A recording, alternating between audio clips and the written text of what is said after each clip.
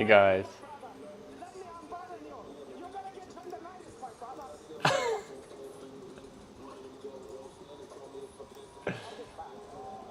Oh no.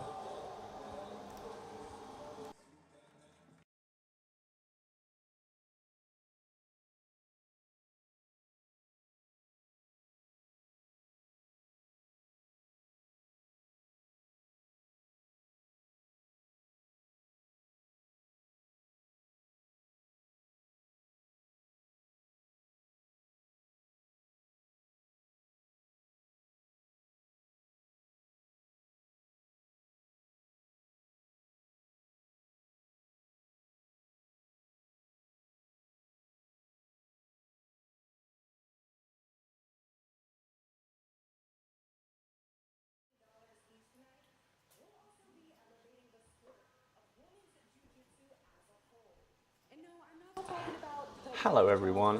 Having some issues. Technical, but let me know if you can hear me. I'm talking about the super fight matchup that no one saw coming. The number one pound-for-pound grappler in modern-day jiu-jitsu, Ffion Davis, taking on the jiu-jitsu prodigy turned UFC fighter Mackenzie Dern. Without Ffion Davis taking a stand for women's grappling, we wouldn't have known. How you doing, Phil? Hi, Stu. So give it up for these badass Let me know if you can hear me. entertainment inside the alley here in the Thomas and Mack Center. Get ready, ladies and gentlemen. There we go. I fixed it. Sorry. Sorry for the issues. Coming in. How you guys doing?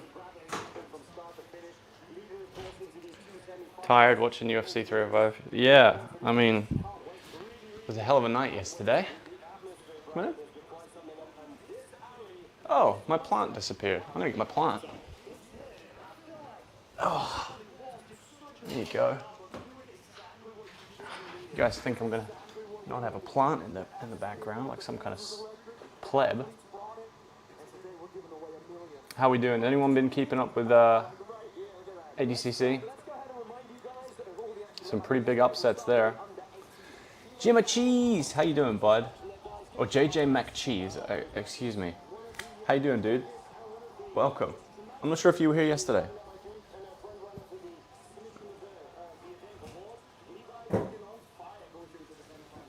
Some pretty big upsets in old ADCC today. Mr. Marigali. I mean, apologies if spoilers. I won't say anything else. But some stuff happened.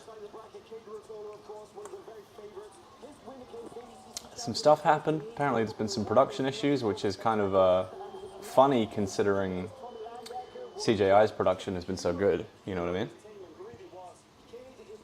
In comparison. For context, was here for 10 hours last night.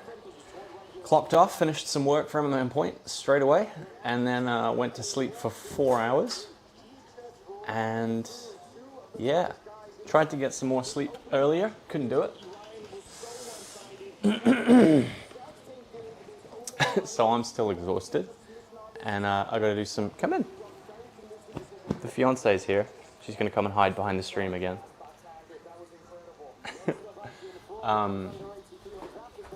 Yeah, I got to do the autopsy video for MMA on Point for the UFC card tonight as well, so that's going to be fun. Yeah, I'm really excited to see the super fights today. Obviously, the finals. We've got some good semi-finals as well. Yesterday was just such a. I say yesterday. It was this morning for me. It's now 1 a.m. The next day from when we started. Pretty tired. My hostage is here. She's not actually here at the moment, but she's coming. She's just getting her glasses.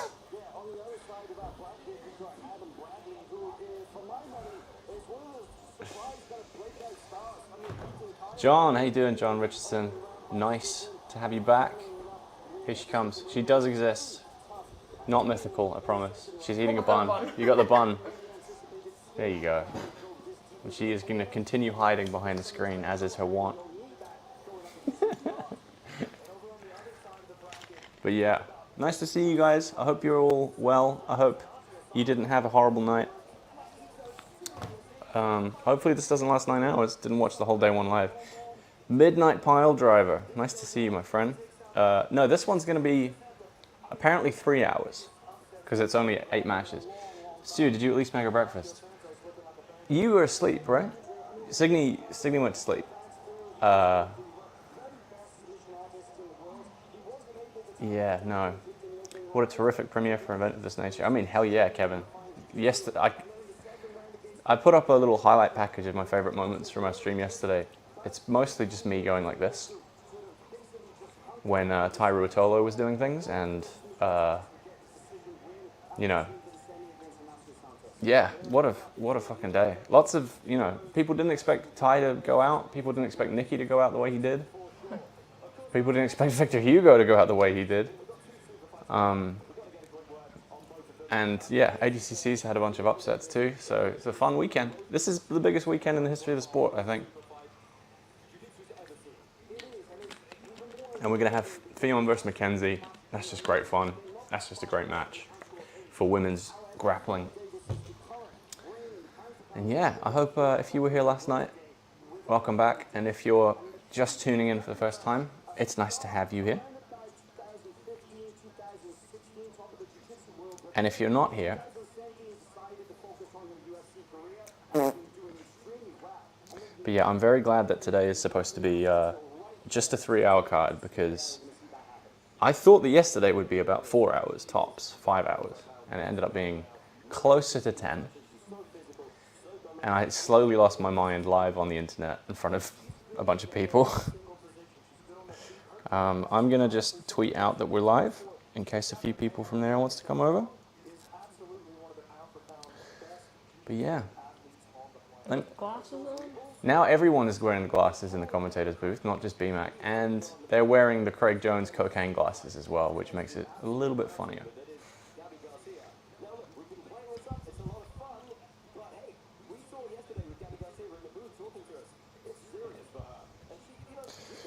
It's serious. Gabby's not playing. I'll tell you what, the good thing about the Gabby Craig jokes is it seems like Gabby's in on the joke, because otherwise it would just be cruel. You're right, I do play with my hair a lot. I just sit here playing with my hair a lot. Sorry, that's weird.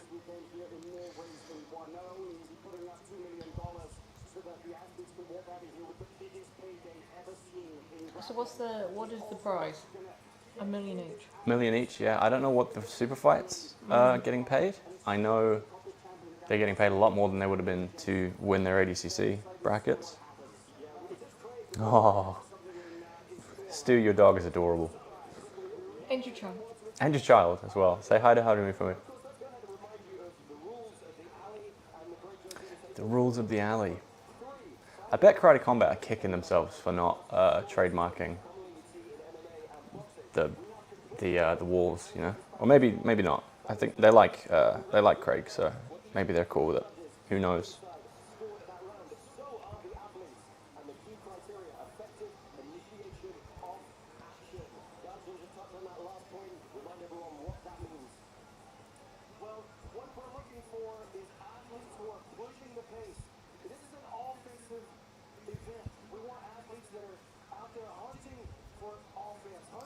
Offense. I want to see jiu-jitsu.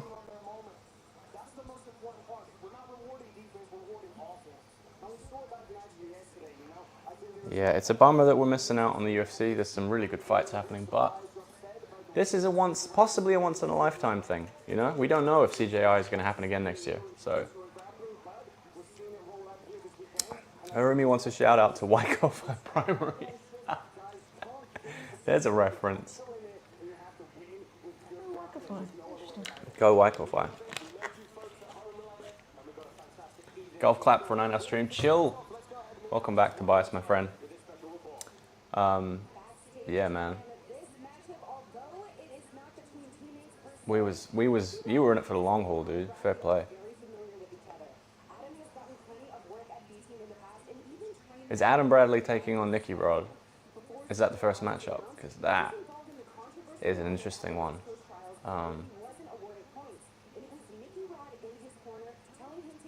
Adam Bradley's really proven to be basically impossible to submit.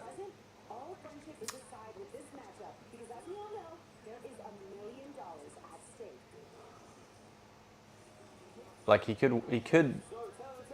Obviously, Nicky's going to be the favorite, but it's going to be a hard one to finish, Adam. So he might have to rely on his power.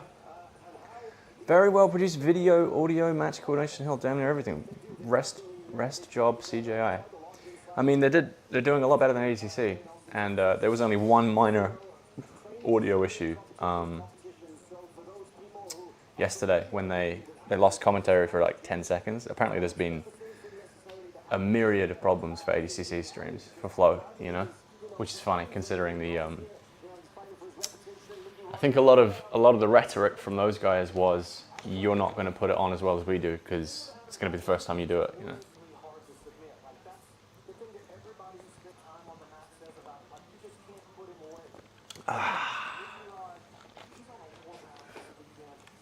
He's not wrong. Nicky is on a warpath. I mean, he's coming out looking like he's looking straight through people. He wants that million. He wants to buy trucks and guns and beef jerky, which, fair enough.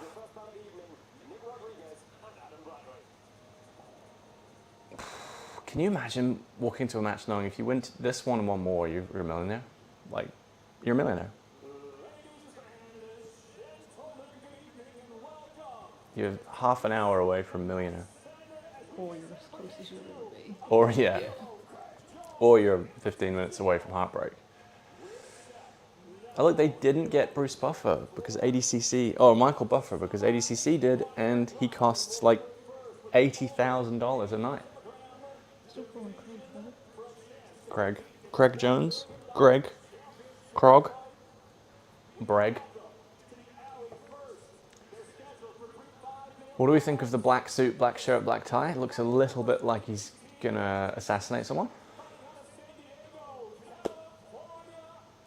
2 grappling matches away from 800k. Tax is wild. Yeah, it's true. Everyone always forget. Oh look, they got more spooters. Yes. You know I love a spooter. Like a really kind of shitty firework is the best kind. I would rather a disappointing, funny firework than like the best fireworks show ever. Buffer from Temu, exactly.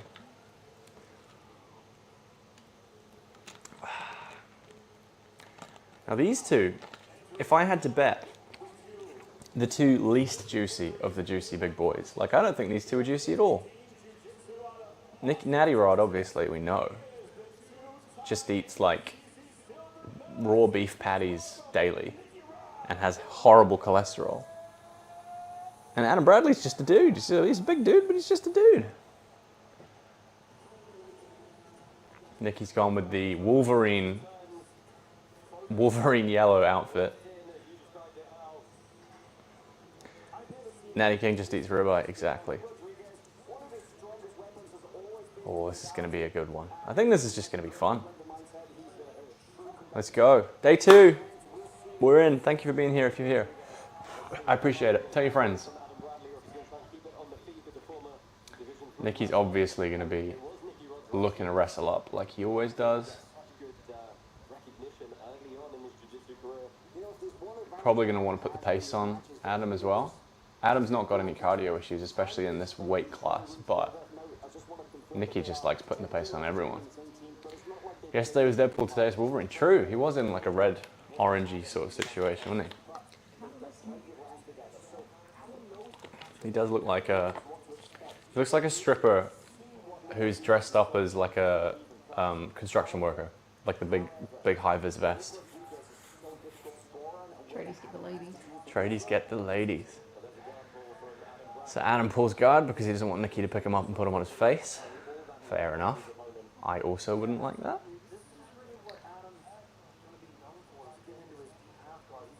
Nicky does have, like, when he's had problems, it's been kind of getting stuck, going over and over again for the pressure pass and the body lock pass, and when it doesn't work, he does seem to kind of get stuck in that little, you know, stuck in a loop, definitely. Much better ring announcer. I want some more upsets. Woo! I mean, we've had a few. I mean, I wouldn't be putting money on any of these matches, to be honest with you, no matter how good of an odds I get. These guys are. Exactly. Oh, do you know what? I forgot something very important.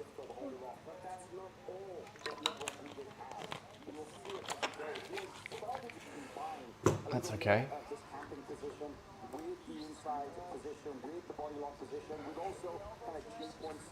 No. I'm going to do a little bit of stream editing live here for you guys because we have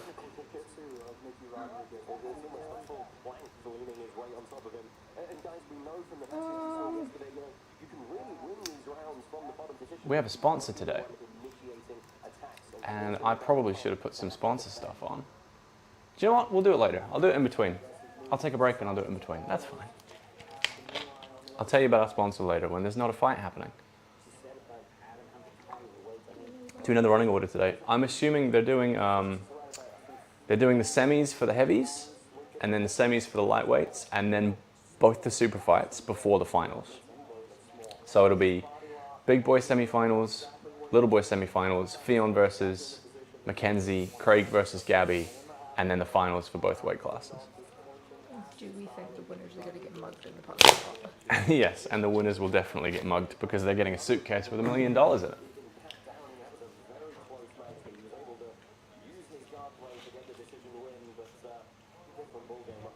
Yeah, he's going for that body lock stuff like he always does.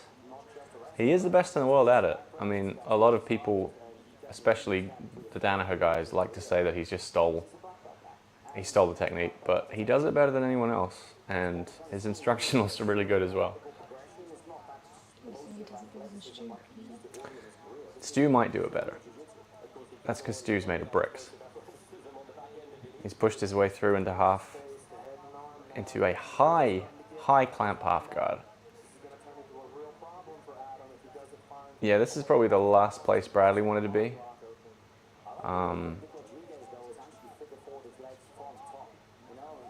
Now he's going to try and float through into mount. But I think he's just going to lean on him and knacker him out before he goes to mount. They are teammates. Well, Adam Bradley trains a lot of places, but he's been getting work in at B Team for the past year, and they claim him as their own, and he's okay with it. So we'll say he's a B Team guy. And they've trained together a lot, so you'd imagine. Who's got painted toenails? Oh, apparently Adam Bradley has painted toenails. He does have golden, glittery toenails. Fair enough. Glistening just like his bald head. See, Nicky is figure fouring from the top and top half, which to me seems like he's just happy to wait him out, put some fatigue on him, squeeze his head a bit. Adam Bradley's head is a very different colour to the rest of him. A lot pinker. I mean, you got to give that one to Nicky Rod. Nothing happened, but Nicky was the aggressor. Adam pulled guard, didn't do much with it. So now Adam, the onus is going to be on Adam to make something happen.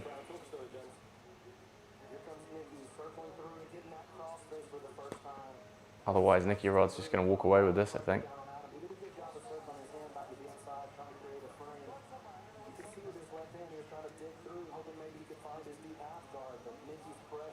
I mean, it was very good guard retention, to be fair. I mean, I'm not sure how much Nicky tried to pass, just once or twice. But trying to stop that man from getting past your guard is probably absolutely no fun at all. Also, he looks very at peace with what he's doing today.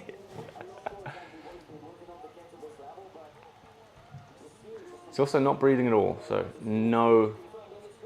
basically no effort expended in the first round. Adam Bradley's sweating, but he was sweating when he walked out. Das!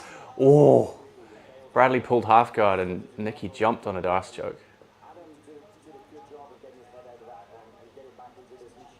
I mean, he's a big boy, but he can move quick. He can snatch up dangerous stuff. Why would you pull half? That's a great question. He might be trying to get underneath, try and start attacking the legs maybe. But Nicky just looks like he looks a weight class bigger, and Adam's not small. Well, he did a good job at retaining. Nicky's got double unders, which is what he likes, because he can just sort of put a gable grip on. And it probably feels like you're getting crushed, because you're lying on someone's fists. He's got no ability to like post off your shoulders or... Oh, he's in on a leg here. He's going deep half. Oh my gosh, that didn't work. He's got his hand trapped now. He wanted the deep half, and all that did was get him trapped. Oh, and Nicky just floats over into mount. Still got one hand trapped. Oh, he let it go. Nasty head pulls. We're back. How you doing, Nick? Nice to see you, mate. Thanks for coming back. This looks all kinds of no fun. He is... Yeah, he's thinking about going for that arm triangle. Adam's answering the phone. Is he thinking about a shoulder lock? This just looks horrible. But Nicky is being very strategic. You know, he is not giving Adam Bradley a single inch of space to try and get out of this. He's not going to risk it by giving up mount to try and attack this arm triangle. I wonder how much of a stalling call you could get from here, you know? Oh, now he is. He's going for it. Oh, he thought about it. He draped one leg over the body, but then he decided just to maintain mount. It does look, I mean, wow. Oh, Bradley did a really good job of fighting the hands again out of that. But it is going to be tough to get anything going against this Nicky Rod.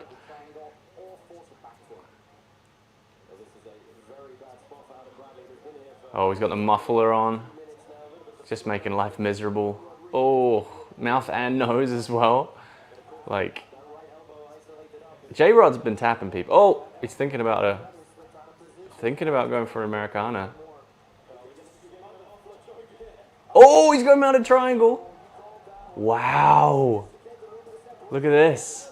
Nicky Rod going mounted triangle. There is an arm in. There's an arm in. He's gonna. Oh. Now the arm's out. This Adam Bradley may slip out of this. He's very hard to tap, but this is on.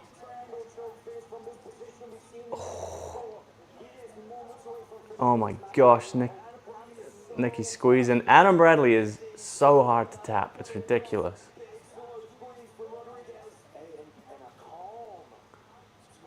See, now he has, if this doesn't work out, he has given up top position. But you've got to think this is going to be hard to get out of. He's thinking about the arm now. Oh, big gable grip on the head. Just squeezing. There's a lot of space in the triangle. Yeah, he gave it up. Adam Bradley he may not be tappable. Boom! Big blast double from Nicky Rod. He gave up position for about 5 seconds. Wow, I don't think Adam Bradley can be submitted. But he's definitely not winning. This is a 10-8 for me. I think he's gone over under. He might be hunting for the back now, but there's only 25 seconds left, so he's not going to be able to do much with it. Yeah, he's walking around to take the back. Man, the fact that he can do this to the guy, even though he's trained with him and definitely knows his A game, and oh, yeah, it's not gonna be able to get the tap. But that's a 10-8 round, easy money.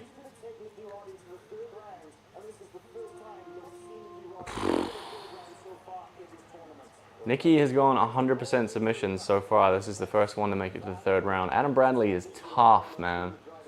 I know that triangle wasn't like perfect. There was some space in there, but Man, I would have tapped the pressure early. I would have tapped the pressure last round. He thought about a wrist lock here, I think, or a shoulder lock.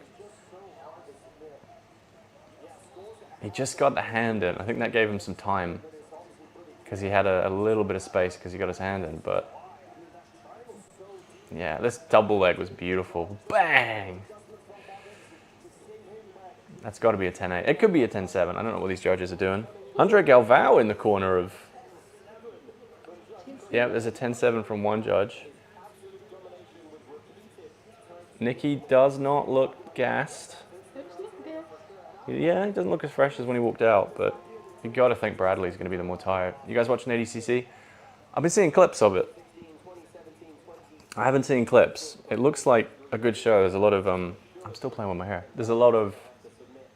Nicky picks up the single leg. There's a lot of upsets going on, just like yesterday at CJI. You know, it seems like a really fun weekend overall. I'll have to go back and watch ADCC later, but I've also got to go back and watch the UFC that's happening right now.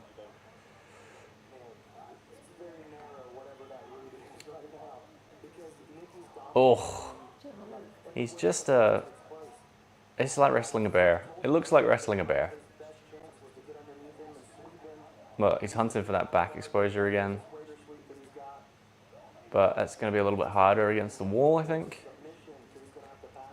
Nicky's an interesting one because I feel like his guard style works really well in the open, but if he was in the cage or against a wall, it's a little bit harder to get body locks working, I think. You're watching it all. How many monitors have you got, dude?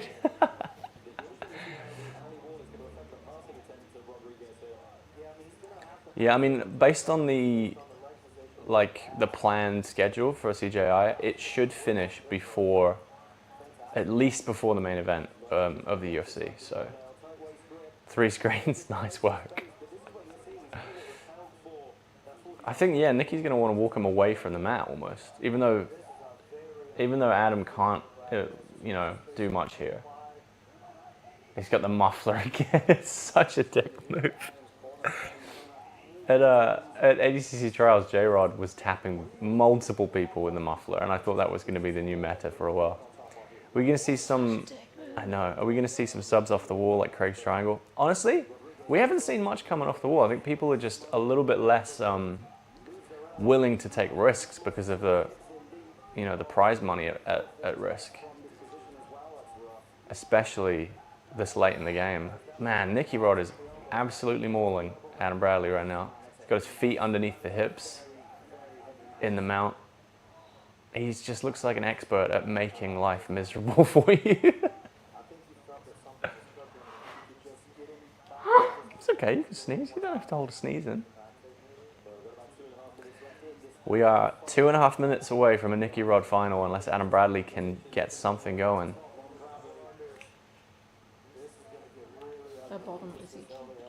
Bottom Ezekiel, maybe. He's got the gift wrap. He's just going to climb up. He might go for that triangle again. He's climbing up. He is doing your move. You love a gift wrap. Bradley must be deceptively strong to be able to resist as much as he has.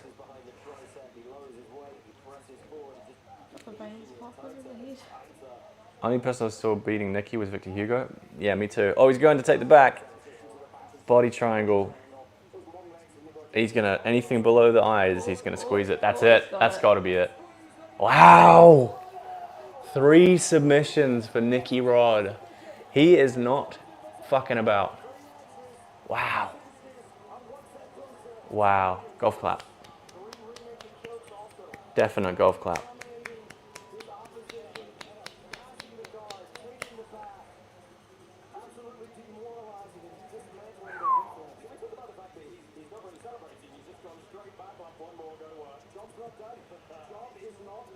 Man, that is a scary dude.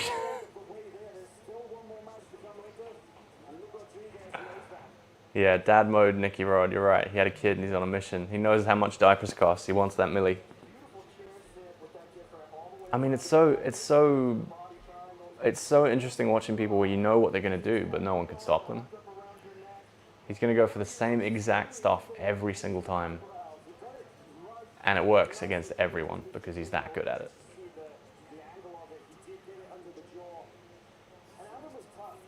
Bro, I'm gonna put up a quick holding screen and I'm going to try and sort out the sponsor image and things like that. Okay, cool. See you guys in a second. Be right back.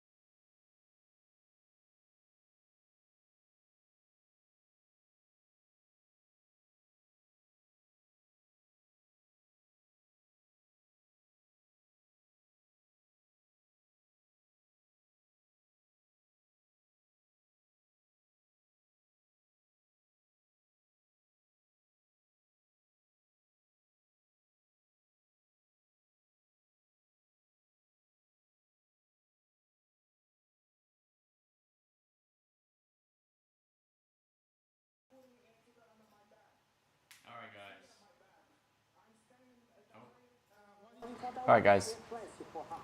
We are sponsored today. I'm going to say it while Renato Lahanja is doing his best Renato Lahanja. We're sponsored today by X Marshall. These guys make really good jiu-jitsu gear and rash guards, shorts, all that kind of stuff. They sent me some stuff. It's really nice. I actually do enjoy wearing it to the gym. I like the shorts. They're nice and short.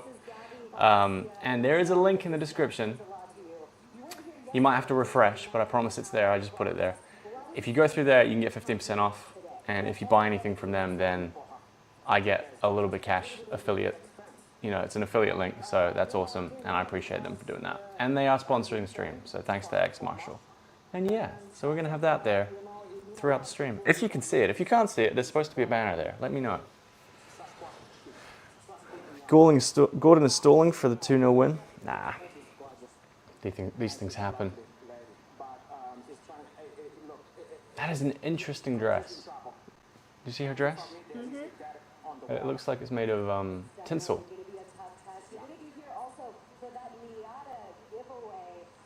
Oh yeah, there's going to be so much fluff today. They're giving away a car, all that stuff. I mean, she looks amazing. Yeah, she does. She looks great.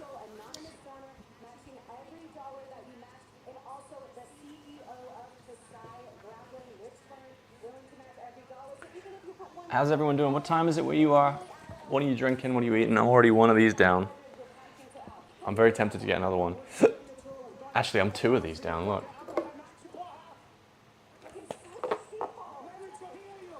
Let me hear you.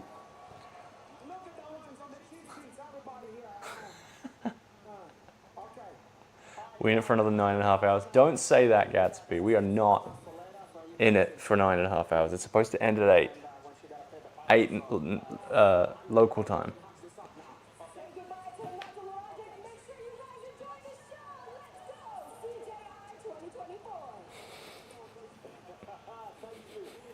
So now we'll get the second semi-final in the big boys. This bit's just stupid. Hey, they got to pad it out. I don't know why they decided to do 24 matches and then just 8, but it is what it is. So far it's been exciting. Yeah, I mean, we're 1 match in, 1 submission. Nicky could go 100% submissions the whole way through and win a milli. Like, it's the easiest $1 million that man's ever gonna make.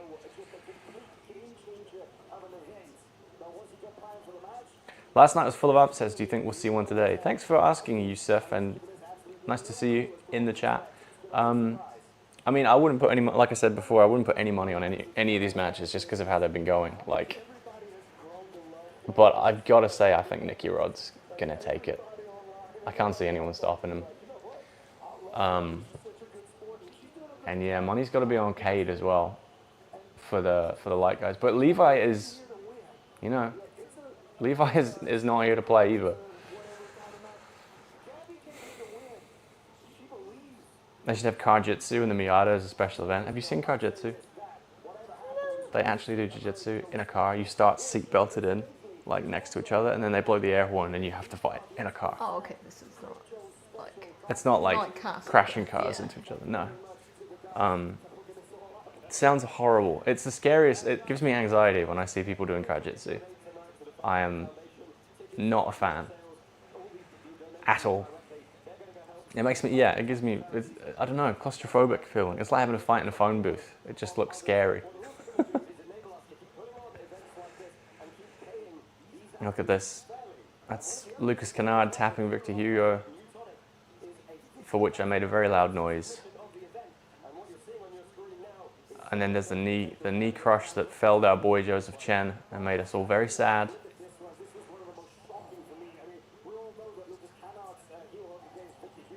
Yeah, I mean, that was slick. It's old school, but it's slick. ACC's over for the day. Well, that means hopefully a few more people might come over here. I saw some of the free bids, camera angles look terrible. I was seeing on Reddit a lot of people were complaining about the production quality. Since when is Marigali blonde? Is he just doing that because of Gordon? Pretty lame. I mean, jiu-jitsu and hair color, everyone changes. CJI is more viewer friendly. I mean, how more viewer friendly can you be than free on YouTube, right? It's definitely been, like, yesterday was 10 hours. It did feel like 10 hours, but I sat here and I watched jiu-jitsu for 10 hours and I didn't get bored. I just got tired, you know? Marigali broke his shoulder. I know it looked like he injured his shoulder with that big Uchimata from Pixley, and I'm sure that he'll come out and say it wasn't a legitimate win because, oh, I just injured myself.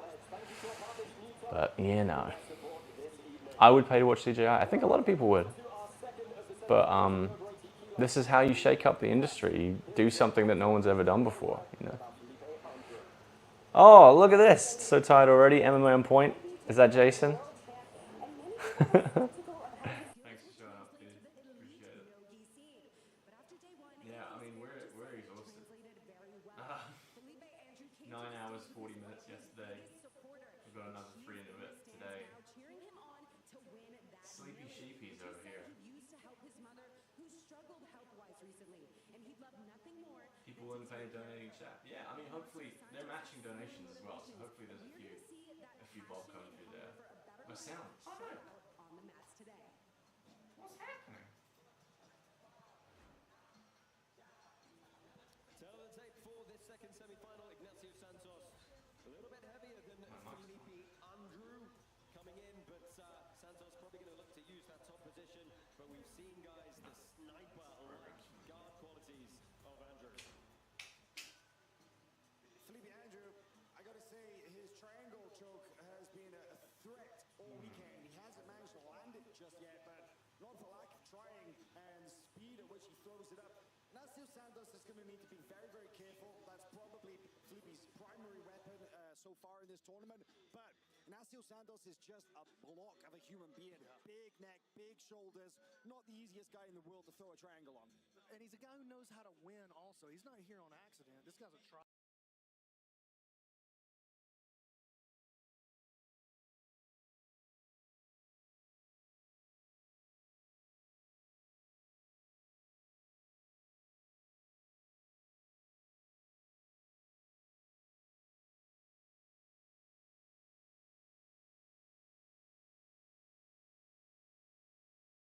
There you go. We are back. Sorry about that. The microphone software crashed, so I had to make sure it came back. Not sure where I stopped talking, but we're back. Yeah, something's going on with the mic. Yeah, sorry guys. That's the first, I love it. The first time I have a technical issue. Jason's jumped in. How dare you, dude? You brought me this. You put this evil on me. Blackeen Amador. Thanks for showing up, dude. I appreciate it. MMA on point Twitch chat reunion. Those are the days, man. I miss Mac very much. It was your fault. How dare you? All right, so we've got Felipe Andrew versus Inacio Santos, who I don't think many people would have seen Inacio Santos coming through to the semis. I don't think many people would have picked either of these guys to get this far, to be honest. Andrew's been the small man in every match so far, and this is going to be no different. Inacio is not as big as some of the guys who have been in this division, but he's a lot bigger than Felipe Andrew.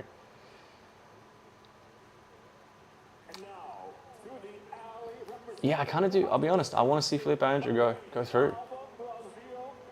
Is that Signy behind the video there? What's up? Please tell me I spelled that right. You have, and it is. She is hiding behind the screen because she doesn't want to be on camera. But she's here, I swear. Damn it, Mac. That's old school. That is an old school reference. Look at the size of him. He looks even bigger in the hoodie. Do you know what's interesting? Everyone who's come through, they're not the big juicy fellas. They're not the big Rory Magoos. I say that as he takes his shirt off, but although he is big, he is not the roidiest Magoo in this tournament by far. What's the stakes for this match? This is a semi-final match, so whoever wins this is in the final for $1 million. Kind of a big deal. Any big upsets? There's been a lot of upsets already. I mean, no one thought these two were going to come through to the final, to the semi-final. I reckon we'll see Andrew pull guard, probably, but both these guys are very good everywhere, but definitely Andrew's going to have the guard game, I think, to cause some damage. Oh, big pickup on the single. He did a little foot sweep into a single pickup. He might run him to the wall here. Oh, Andrew tried to slide by him. Front headlock position for Santos. Even just being in... Oh, look, he's running up the wall. Running up the wall to try and escape the takedown, and it works. It's worked. Sorry. That's great. Hey Nick, so cool to see a tournament that lets creators watch along. Yeah man, I actually messaged Craig to make sure it was okay, and he said it was cool. Yeah, he's a good dude. Just to think Hulk Barbosa's in under 80 bracket when you compare him to these. I know, Hulk is, I can't believe he made it under 80. I can't believe Roberto Jimenez made it under 80. Both of those guys are enormous. Oh, there we go. Andrew is sitting to guard. Like me for real, 100% takedown defense. I'm sure, Phil. He's going to play reverse De La Hiva. He's trying to do a little kiss of the dragon, get underneath and attack the legs. Ooh. Oh, he is trying to crank something. He doesn't have any sort of control, though, on the lower body. But as soon as he pulled guard... Look, he's in for a calf crusher. Calf crusher from the back. Oh, he takes the back of the big man off the bottom. We love to see it. Seen a lot of guys use the surface on the sides. Yeah, I mean, we expected to see a bit more of it, but I think because of the risk of doing some flippy shit, you know, when there's $1 million on the line, they don't want to give up position. You see a lot more of it at Karate Combat because those guys are just having fun. But $1 million buckaroonies will make you change your game. Felipe is slick, absolutely, man. I mean, that was textbook reverse De La Hiva. Look, he's dropping in on a single leg X. He's going back underneath again. Yeah, he's gonna be on a heel hook here. Oh, the alley wall got in the way. The wall got in the way momentarily, stopped him from getting a bite on the heel, but he switched to the other leg. No, he doesn't have the knee line anymore. Santos is not doing a bad job. He is not doing a bad job. This is the way to beat him, but he's doing well at defending. And Felipe has a massive advantage in the leg lock game, I think. How do you rate the wall versus standard mats? I love the wall, man. So many people in ADCC are flying off into concrete, into the judges' tables, and it's just stupid. And then they have to reset them and make sure they're in the right position. It's just dumb. You just got to let them go. You never have to stop and move them, you know, and make sure that no one's got a grip that they aren't supposed to have when you reset them. Andrew's asking how long's left. But he is definitely winning this round, I think. I mean,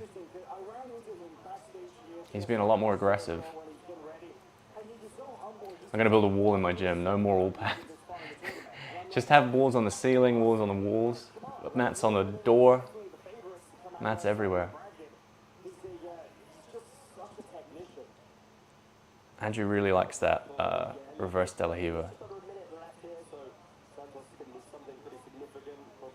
I thought he was thinking Gogo Plata there for a second. That would have been a good way to win that $50,000 bonus. We had a cage, got rid of it, that shit hurts. Yeah, man, I've never wrestled in a cage before, but that, yeah, my back hurts just thinking about it. Yeah. I'm talking to Zebra at the moment. The guys at Zebra. It's okay. It's fun. I know. It's for something else. It's not a competitive. It's fine. Anyway. Santos gets to a front head just at the end of the round. You've got to say that's a Felipe Andrew round 10-9. And I'm interested to see how the big man is going to adjust. They sold the company's second owners. Oh, cool. I'm going to BRB while this minute rest is happening, and I'm going to grab a drink. So don't go anywhere. I'll be back in 2 seconds.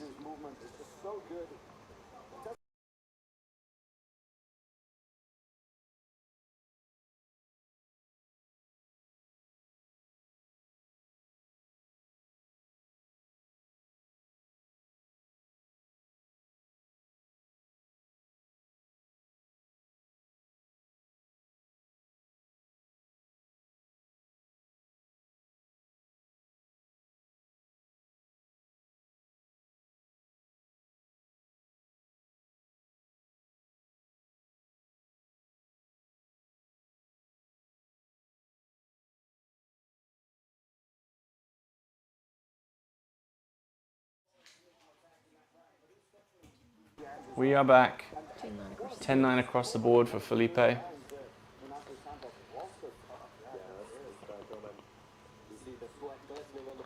Fair use integrity leaves for a second, but doesn't leave the stream running. Oh, okay, he's definitely thinking wrestle heavy. He wants to get on top. But Andrew's getting the better of him.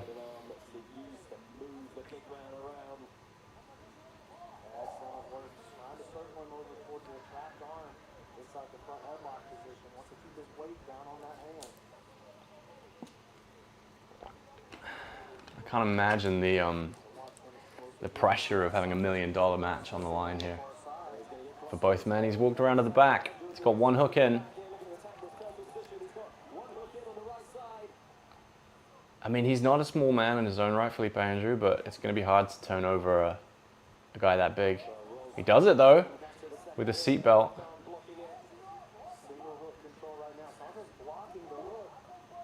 Yeah, he really doesn't want to let him get the second hook in, but Andrew only needs the one. He's trying to get his shoulders to the mat here. Oh, he switched over to mount. Beautiful pass. Excellent work. Can he hold him down though? Or is he going to think about risking the position for a sub?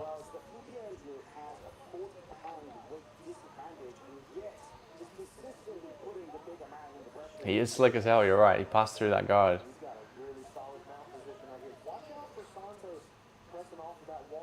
Yeah, he does have an opportunity, does Inacio, to push off the wall. Now he's a little bit further away. Andrew wants that gift wrap, but he's just too strong. Just too strong. Gonna need 2-on-1 to try and get that.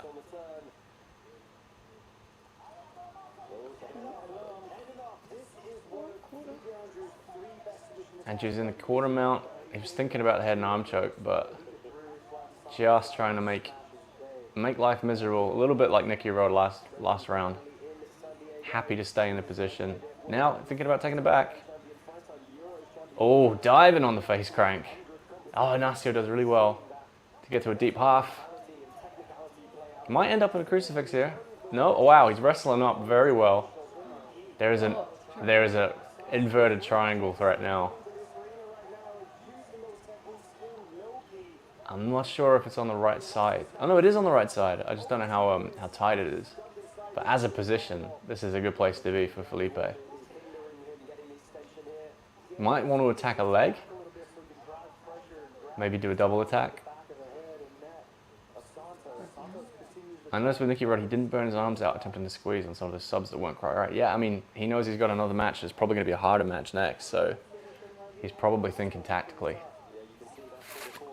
Oh, now he's on the arm.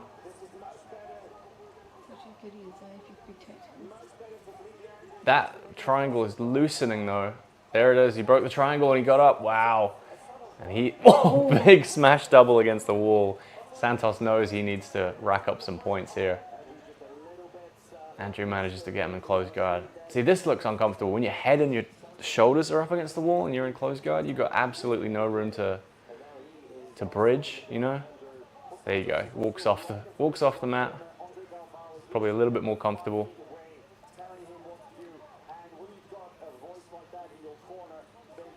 Back out to open guard. Inacio's looking for a over-under pass. Andrew's getting back up. We're going to have some more wrestling.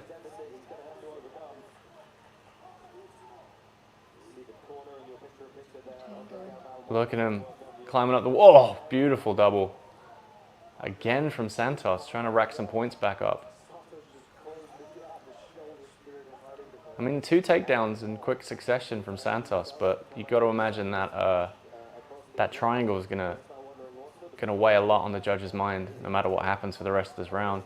Going for K-guard. K-guard entry on the leg. He's gonna think about the heel hook here. Oh, he's gonna bite. That's it. Oh, Felipe Andrew all the way to the final. The small man. Wow. That was a very slick K-guard entry. I love me some K-guard. Well done. Wow. That happened quick, man. These heel hooks, these high-level guys with their heel hooks, you do not want to mess about. half a second too late and you're going to the fucking emergency room. Wow. He went underneath on the K guard, backside 50. He tried to roll out of it, but bridged real heavy. That looked painful. He might have broken it. He got a really good angle on it. Oh, nasty. This is a sick matchup now. I mean, yeah, now we got a guy who is winning these matches against bigger men from the bottom against a guy who plays the top game in the final for $1 million. That's going to be fun. I can't get past how big the mats are. Like, that is an enormous mat. It looks like 2 octagons, almost. Maybe two of the little Apex cages, maybe. You eyeing the UFC card on the side too? I've only got so many screens, man. I've got to have to, like, this is going to end before the main event, so I might have to miss some of the Kiwis, but yeah. This might be a once in a lifetime thing, you know? They might never do this again, so. Golf claps for Felipe. Felipe was ranked IBJJF #1 for like 3 years. He's number 2 now. I mean, yeah, he's definitely been underrated going into this. Standing by with Felipe, Andrew, and you had 2 great decision wins yesterday. Won't mention anything about the UFC card in here then. I mean, there's people in here watching all 3 ADCC and this and the UFC at the same time, so I'll hear. I want to know, tell me. You can tell it's fine, Jason, don't worry about it. I'm going to have to work on the autopsy anyway without having seen it, so. Absolutely, you can spoil. Craig said he's secured the funding for next year. Is that true? How recent is that info, Phil? Because I know he was saying depending on how it panned out, you know. She's wearing shoes on the mat. Is she wearing shoes? That's a great question. Is Alex Wendling wearing shoes on the mat? Because that is a cardinal sin. I'm pretty sure she trains, so she'll know that you're a criminal if you wear shoes on the mat. How much is ADCC taking a hit due to this in terms of talent being represented? A lot. In the upper weight classes and in the middle weight classes, a lot. It's definitely been an effective way of getting the, like, diluting ADCC's ranks, because other than the under 66 and the under, other than the under 66, it's like half as stacked as it used to be. Plus Ffion. Plus, obviously, yeah, Ffion Davis, who's won 2 in a row now. Mackenzie was supposed to be doing either a super fight or she was supposed to be returning. Yeah, so ADCC, a lot of people taken. Thought we were going to see more knee explosions like Mikey versus that Mongolian guy. Oh, see, the thing is, the Mongolian dude, I don't think he was a jiu-jitsu guy. So he was not very respectful of what kind of damage these leg locks can do. Whereas these guys know, if you tear the knee, that's them for a year, you know. And this is a career, so they want to get as many super fights and paid gigs and tournaments as they can, you know.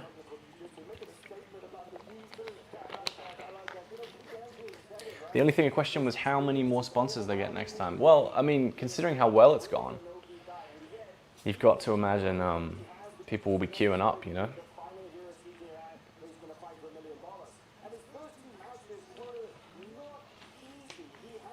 Jack Jenkins beat up Herbert Burns. I'm not surprised. I mean, Jack Jenkins is a savage. Yeah, the Australian lad, the Fire Lab guy with the mullet and the moustache. He's a danger. So we have one final, guys. Nicky Rod, Felipe Andrew. That's fun. And now we're going to have the under 80 kilogram semifinals. We're going to have, if I'm right, I think I'm right, it is going to be Kade versus Levi Jones-Leary as the semifinal. And then on the other side of the bracket, it'll be Andrew Tackett versus Hulk. I might be wrong. I'm pretty sure that's what it is.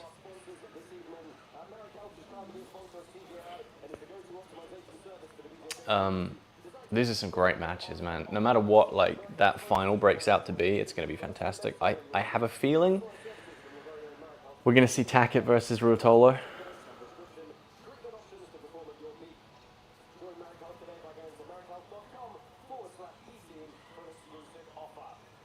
But anything can happen. We've seen that so far.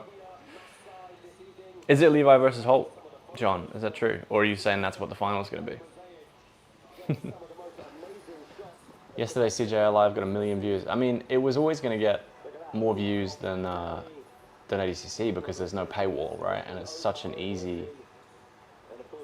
There's no barrier to entry at all to watch it, you know. So it was always going to be... There's always going to be big numbers, but 1 million in a day is incredible work. Especially considering I think ADCC's live was 10,000 views for the free. Yeah.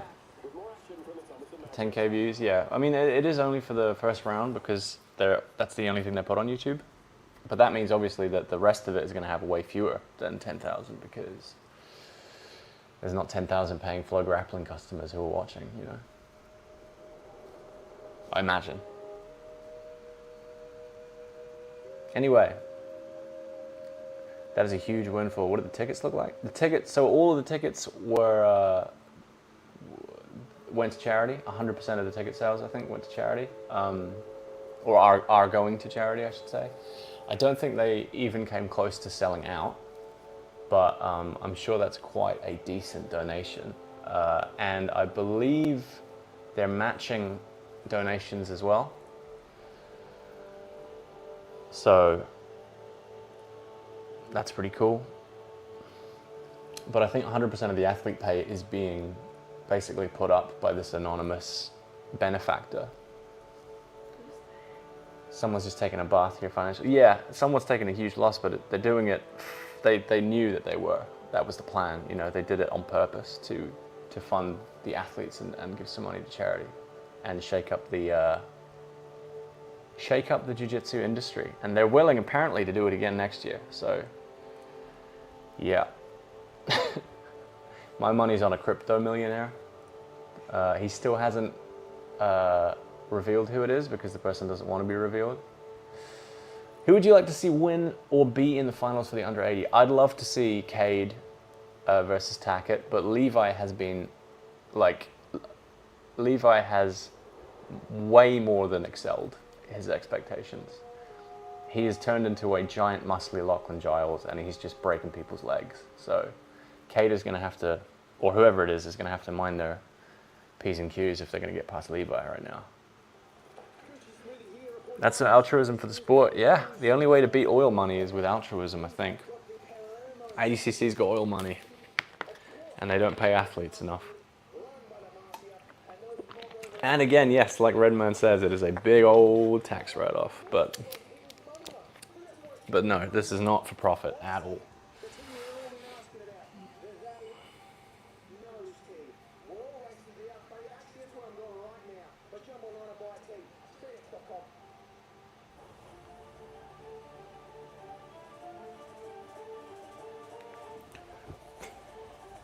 Is that even possible since Kade will fight Tackett in the semis?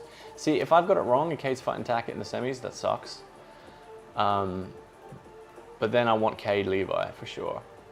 So, but again, Tackett has been absolutely dominating. Tackett's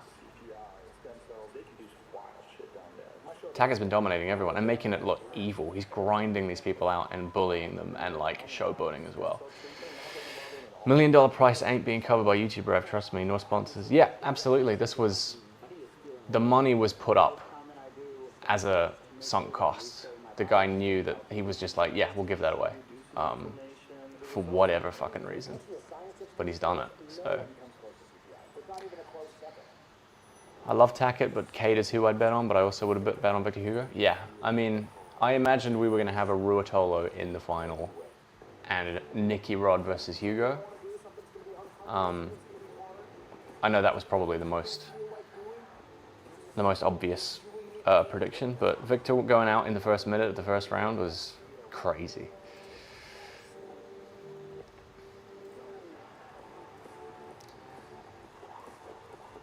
Only other source of rev is tickets. All tickets, 100% of ticket sales are going to charity, so there is zero profit here. But that was kind of that was the point. This is entirely for charity. So yeah, and the athletes. I was looking at the StreetX clothes. This stuff is a higher tax bracket than mine. Yeah, that stuff's expensive. But they have a deal with B Team, I think.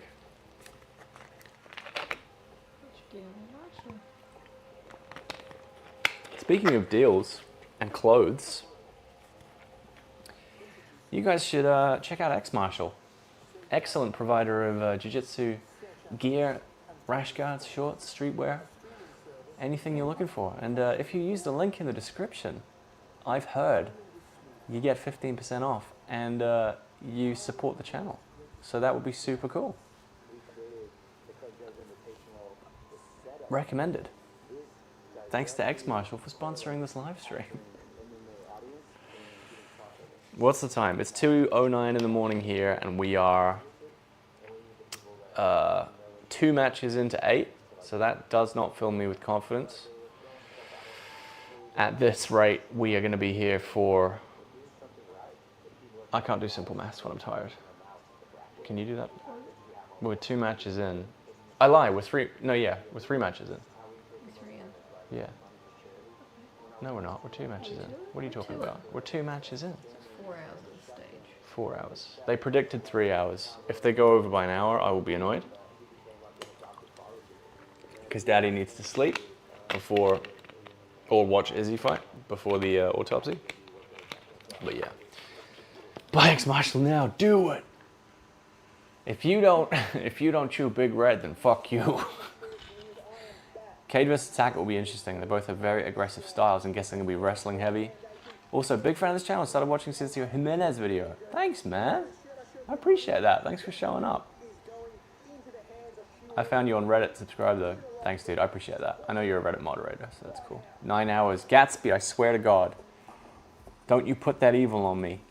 This is not going to be a 9-hour stream because I think I'll die halfway through it. I thought I died halfway through yesterday's one.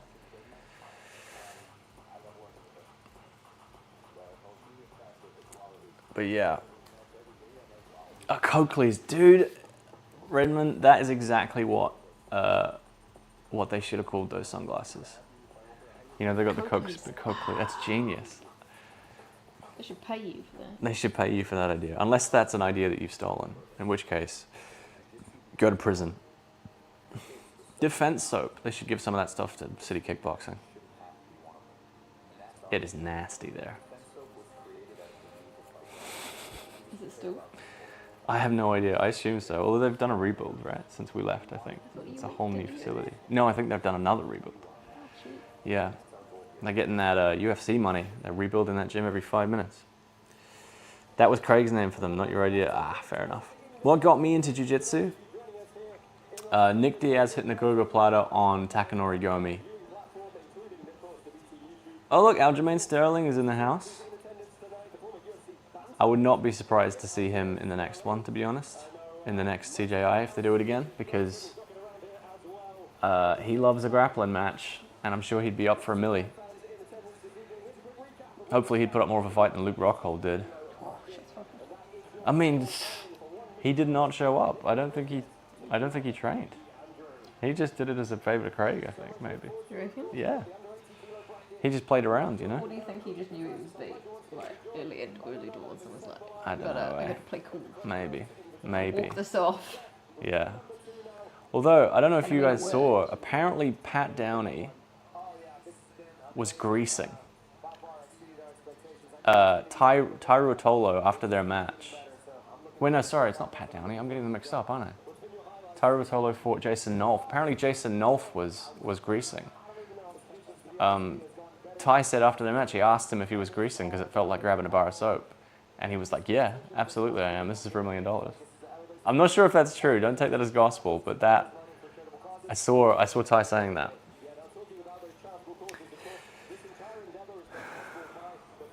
The Mighty Mouse video footage was cool. He uploaded like 6. Dude, his YouTube like system he's got going on, his editor and his camera guy, those guys are good. Like, it's good quality stuff, and they turn it around really fast. DJ's YouTube is very cool. A lot of people counted Levi out. He already won as it is, even if he loses now. For sure, but I'm sure he would take that $1 million and shake your hand. Is the guy in the black shirt Eddie Bravo? No, he does have a similar beard. This is Seth Belisle. He is the co-owner of B Team Jiu Jitsu and the co-creator of CJI. Eddie's in the house, I think, because there's been some 10th Planet dudes. Yeah, and a lot of different interviews, MMA, BJJ Gaming. DJ's a legend. Demetrius Johnson cannot put a foot wrong in my eyes.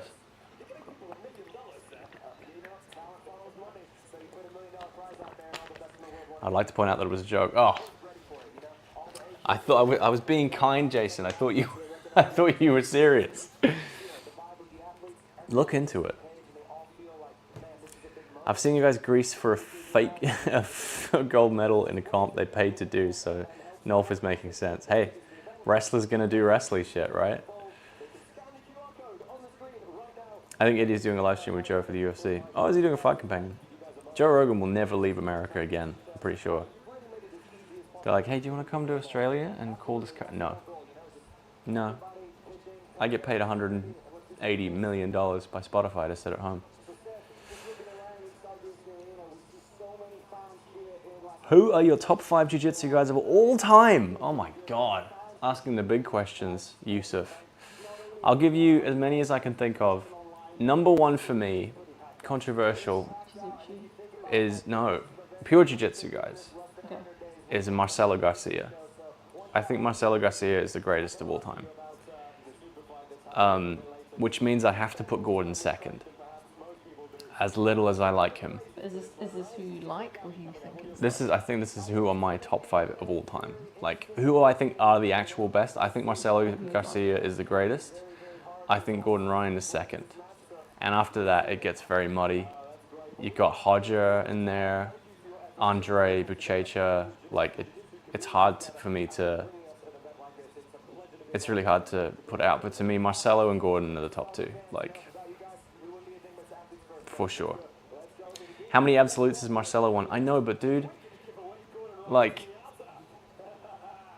yeah, it's just, he beat like Rico Rodriguez when he was 315 pounds and Marcelo was like 140 pounds. And he beat Crone Gracie at Crone's, like, when Crone was supposed to be the guy, Marcelo just did not let him take over when Marcelo was old, you know? So just know if you bought a ticket to CJI, you are supporting charity and also have the chance to ride out of here in a fresh new whip. So stay tuned because we'll be announcing. He's also, yeah, a good human being from all accounts, which Gordon Ryan struggles with, to put it mildly. So maybe I'm biased, but that's Alex on screen. Yeah, she's killing it, man. She's absolutely killing it all weekend. She's been the main Matt side reporter and hasn't put a foot wrong at all. Props to her. She's doing well. I'm jealous. I'd like to be wearing the gold spangly dress and interviewing people, but she's probably doing a better job than I would, I'd say. There's always next time. Save the dress for me. Levi Jones-Leary takes on Hulk Barbosa, who I would like to remind you should not weigh 80 kilograms because he is the size of a skull. But Levi is not a small man himself, and he is absolutely crushing it. Keep the dream going. Man, I just want a gold dress, dude. I don't even care. I'll wear it at home. This is going to be sick. Let's go, Levi. Yeah, I mean, I don't mind who wins this one, eh? It's going to be fun. It's going to be fun either way. Levi definitely going to want to get in on the legs as soon as he can. Hulk's going to try and use his strength, but Levi, again, Levi's going to be taller, I think, and he's not small. He's a strong guy.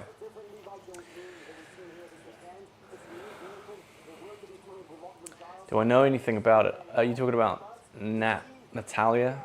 I do not know anything about it, but she is a legit grappler in her own right. So who knows? I keep out of all of that nasty drama gossip shit. I know nothing. I ain't know nothing. There's a lot of stories. I ain't know nothing. Let's keep that out of this chat as well, Phil. Hodger came out of retirement and smoked Buchecha. Yeah, I mean, that was incredible. Like, that's why Hodger has to be up there for me, but... yeah, it's tough. That's why I'll give you... those are my top 5. I'll say Marcelo, Gordon, Hodger, Buchecha, and... me. I'll be in there. Oh my god, Ffion. What am I doing? And Ffion, of course. Ffion Davis is the greatest female grappler of all time. And when I told her that, she disagreed with me. But I think she's done everything there is to do already, you know. Zhangji should get more credit too. Yeah, Zhangji for sure. But it gets muddy once you get past the top 2 for me. I think you could be top 2 and then everyone else is third. Like Buchecha and Hodger and Zhangji and...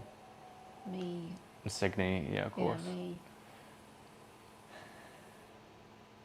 Yeah, there's Hulk Barbosa living up to his name by being large and in charge. Defeated my best boy Joseph Chen in the quarterfinals, making me a sad man when I was already sad because I was tired. So maybe I do have a bias against him in this one. Yeah, I'm going Aussie. You going Aussie? See if Levi's dyed his hair overnight.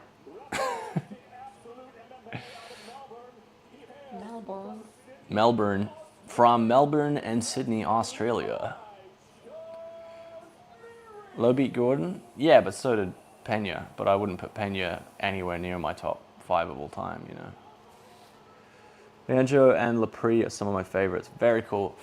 Agreed. Can't go wrong with a bit of Leandro and Lucas Lepre. Joseph won in our hearts. Joseph won my heart a long time ago with his mullet. Nah, he's a cool dude. This is going to be fun. I'm interested to see the physicality difference here because in my head, Hulk should be way bigger, but I have a feeling Levi's bulked up a lot and he's going to have the height advantage, so let's have a look. Yeah, he is taller, but we're going to see how quickly he can get in underneath the legs. He's playing that Locky G K-guard to backside 50 like a pro. Hulk is going to have to really cross his T's and dot his I's. Or he might end up with a hospital trip.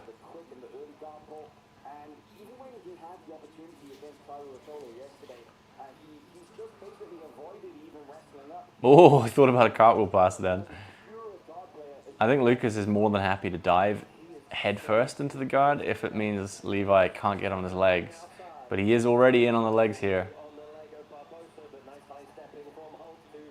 He did well to limp leg out of that one. And you can see he wants nothing to do with the leg lock game here. He's going to want to pressure. He's going to want to keep his base as far back as possible. But that makes it a lot harder to pass. And Levi Jones-Leary has one of the hardest guards to pass in the world.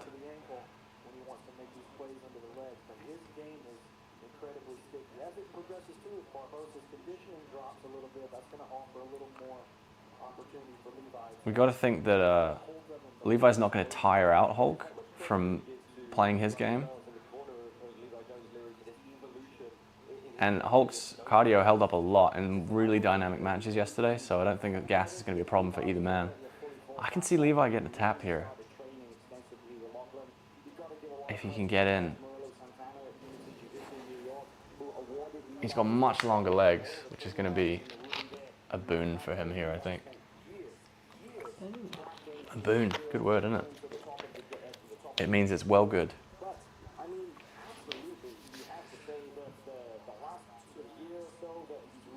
He's trying to go over-under. But... oh no, he's just trying to get inside position. He really doesn't want to let Levi get his legs underneath his base. Oh, he's thinking double unders here. Levi's legs are just a bit long to try that. He's thinking...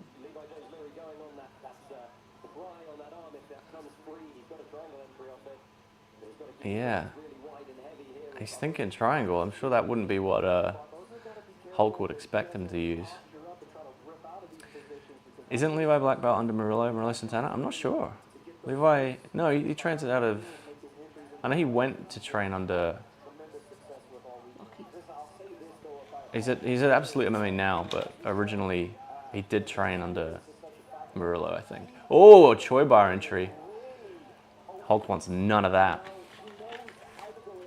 Hulk's so methodical and slowly grinds you. Not the most fun guy to watch, but he gets it done. Yeah, I mean, he's good at what he does. And Levi at times can be not the most fun guy to watch either, you know, because he's so good at what he does and doesn't want to deviate from it. But in this tournament, it's been a weapon, you know. Sometimes games match up and they make for kind of a boring match, or sometimes the other way, you know.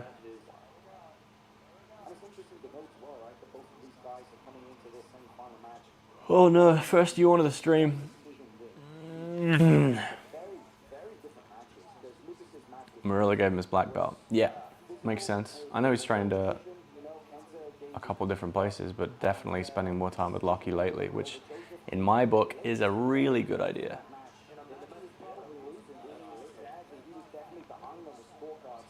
He's got a Nogi lasso on the one side and a foot on the hip on the other. But you can see how wide Hulk's base is. He's like, please don't touch my feet. For the love of God. Time for some Pepsi Max. I'm out. I'm all out. Might have to have a cup of tea. The cocaine of the boring. Who do you give this round to? Because neither of them have really achieved anything. There's not been a guard pass from Lucas. There's not really been a submission attempt from Levi with any sort of real intent. Hulk might get it just for aggression. But that creates an interesting sort of dynamic, because then Levi knows he's got to change something. Because Hulk can just sit up here and sort of get away with it, you know. I don't know who gets that round. Maybe Hulk?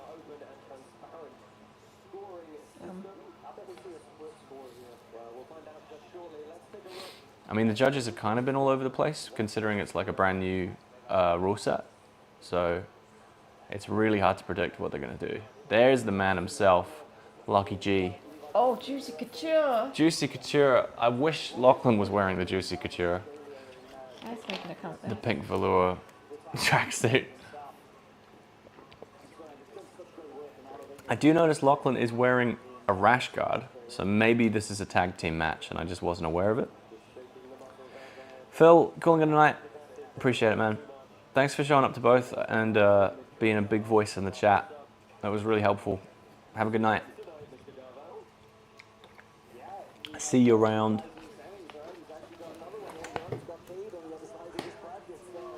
Alright, so Hulk has got 2 of the 3 scorecards. Once again, Johnny Souza is the judge. The outlier. I'm sorry, Levi got 2 of the 3. That's interesting. So they really aren't giving top control any sort of point consideration. He pulled it down to her. Yeah, he's wearing a rashy, so either it's going to be a tag match or he just wants to feel involved. Excuse me. So now, I mean, this creates a different dynamic because Hulk has basically just been told, you need to go harder. You need to go forward more. And Levi has been told, Keep going. keep doing what you're doing. If you threaten every now and again, we're going to give you a round.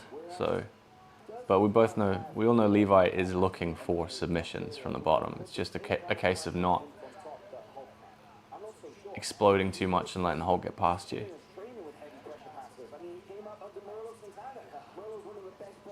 I prefer the Invitational. Oh, here we go. He's in on that waiter sweep again. But no knee line control at all, as far as I can tell. He might switch off to the other leg here. Oh, good escape from Hulk. He's going to come back in now.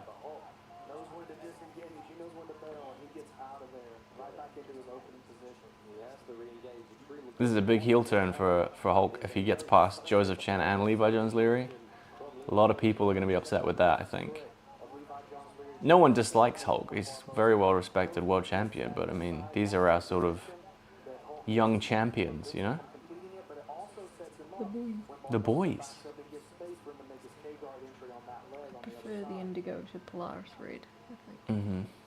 Oh, he's back to that way to sweep Oh. again. It's Lachlan Giles 101. Oh. But he's not able to get deep enough on the knee line. A lot of people are already upset. I'm already upset. I like Hulk, but Joseph's my boy. He looks like he's getting a bit more aggressive with the passing. He's getting his base a lot closer to Levi, so we might see a few more attacks coming out of Levi now. He's going to have to try something different to that one inversions thing, though. I think we'll see him jump to K-guard and stuff eventually.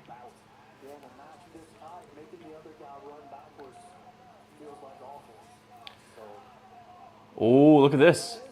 He's on an arm. He's thrown over an omoplata. Hulk is so strong. Look at this. This is some 10th planet stuff right now. Look. Heading into rubber guard. Didn't expect that from Levi. I would like to see Chen go through so he can get his family out of the sweatshops. Goodness gracious. Point out, we didn't actually discuss the scores from that first round. Two judges went 10-9 Levi Jones-Leary, 1-10-9 Barbosa. So, I mean, I do think Levi's, based on the original scoring for the first round, Levi's winning this round because he's been just throwing up more submission attempts, even if Lucas has been a little bit more aggressive in looking for the pass. He's getting absolutely nowhere. He's going reverse De La Riva. I mean, I agree with it. Like, Yeah, I mean, I'd say Levi got closer to submission attempts than Hulk ever got to passing guard, you know? yeah. And you can't just think because I'm on top, I'm winning, like in MMA. Because this is not MMA.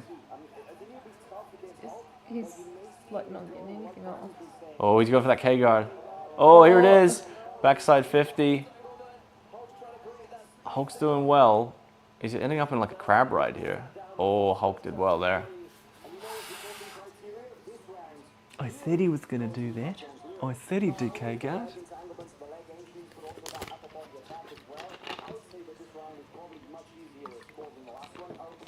So now if it's going to be 2 rounds to nothing for Levi, Hulk's going to come out like a bat out of hell. Could you do more videos in technique and famous guys that do them? I think that'd be cool. Yeah, man, I can absolutely do that.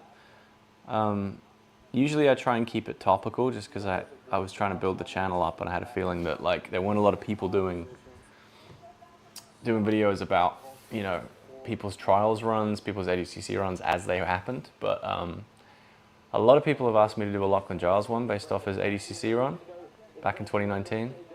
And yeah, absolutely, I'm down to do that. Stuff like that would be great fun. Hulk needs a sub in round 3. Yeah, definitely. I mean, that wasn't a 10-8 or anything, but that's going to be 2 rounds to nothing for the Aussie boy. Look at that.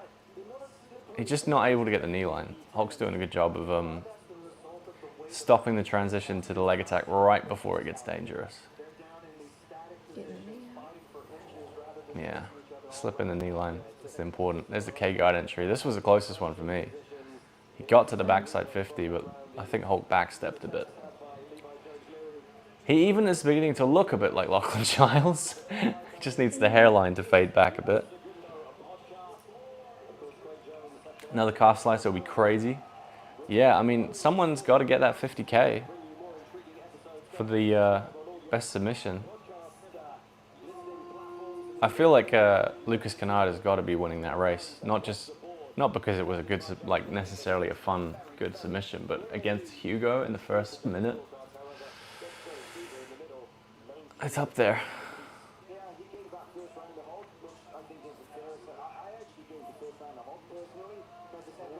Oh, now Hulk's getting a lot more aggressive, going for that north-south pass. But as soon as you get your body near the legs of Levi... Oh, he's on an armbar. He's on a Choi bar. He's got a pinch on the head. Hulk is so strong. Now he's going over the back. Whoa! Use the Choi bar entry to take the back. He's in a body triangle. That was beautiful. We saw Nicky Rod do that a little while ago. The back take off the Choi bar entry. That is slick. We like that. Main card about to get. Thanks for it, man. I appreciate the updates. I'm assuming you're talking about the UFC. But wow.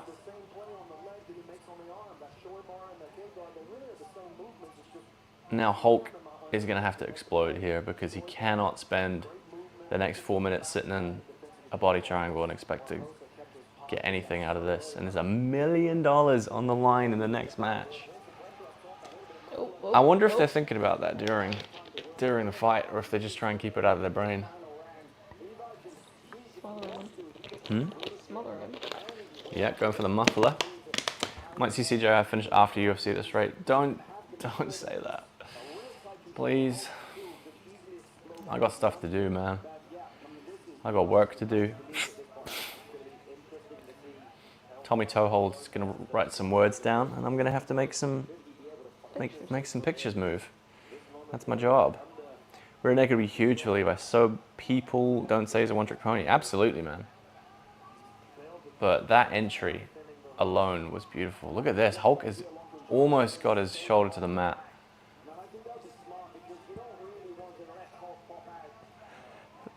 Wow. Good control by Levi. He might have to come up and take mount at this rate, or quarter guard. But at the same time, he'll be okay letting him go because he's winning the round and he prefers to play from the bottom, so he's not going to be desperate to keep the position, you know. Hulk looks exhausted now. He's breathing heavy. He's only got the one hook in now. He got out of the body triangle, but he's not able to put his butt on the other side of Levi's far leg. Wow, wow, gets the body triangle back, but he's on the side now. Switching sides of the body triangle, he's got it. Beautiful. He did this to Joseph at the last Polaris. Oh, sorry, the Polaris before last. He did this to Joseph Chen. Spent a lot of time in the back triangle, the body triangle, excuse me.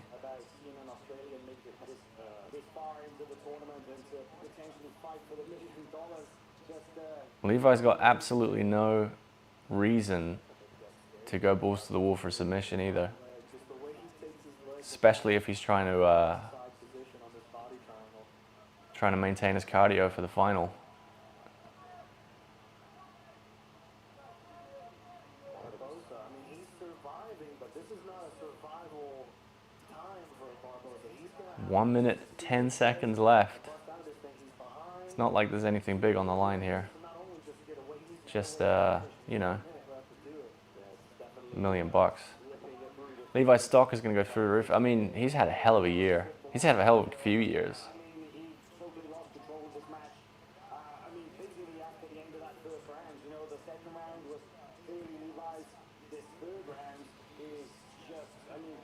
Oh, he's under the chin. No, he switched hands. He is threatening. Might think about a face crank. He has painted fingernails as well. Gold? Blue.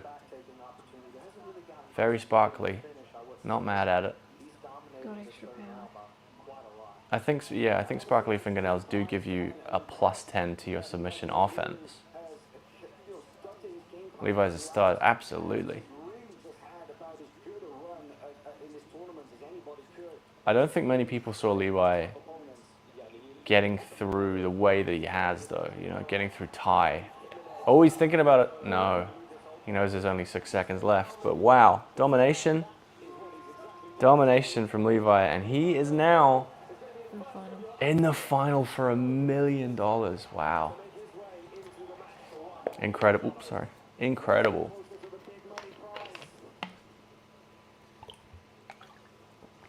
I mean, his leg attack game is as good as anyone in the world right now. It really is. He made a great choice going to work with Lachlan. That Choi bar was deep and he used it to take the back here. Look at this. Love that. That's wicked. So cool. It's so cool.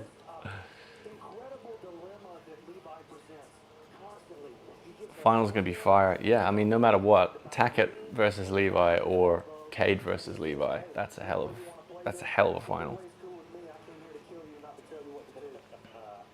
Well, he is pacing around, processing what has just happened. Barbosa conferring. God bless. In his corner. It's okay. A bit of debrief, perhaps. Let's bring these All right, guys. to the centre. Get the Quick break. We got one more semi-final, and then the super fights. I'll be right back. Oh, Levi won. Okay, we'll wait to see. We'll make sure.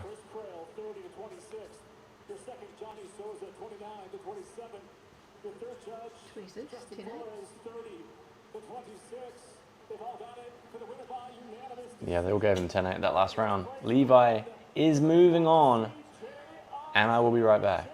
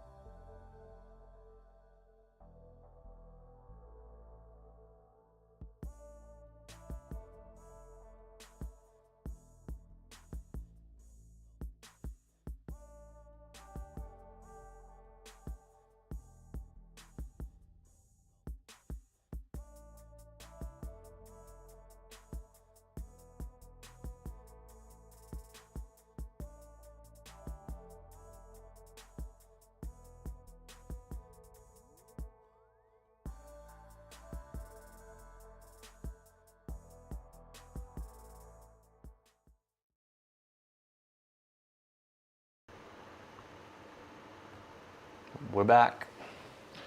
We are back. What have we got? So I think, I could be wrong, I think it's Ffion versus Mackenzie next, which is a huge match. Oh, I've got no sound. I apologize.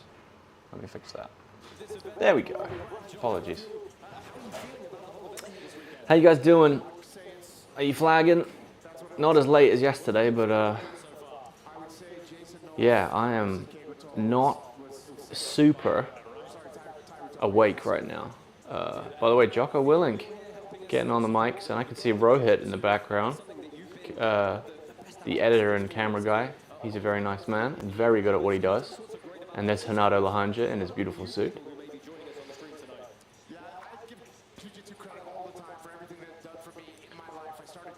We are 1 hour 42 minutes in, which is just baby time, really. But we are 4 matches into the 8, so hopefully...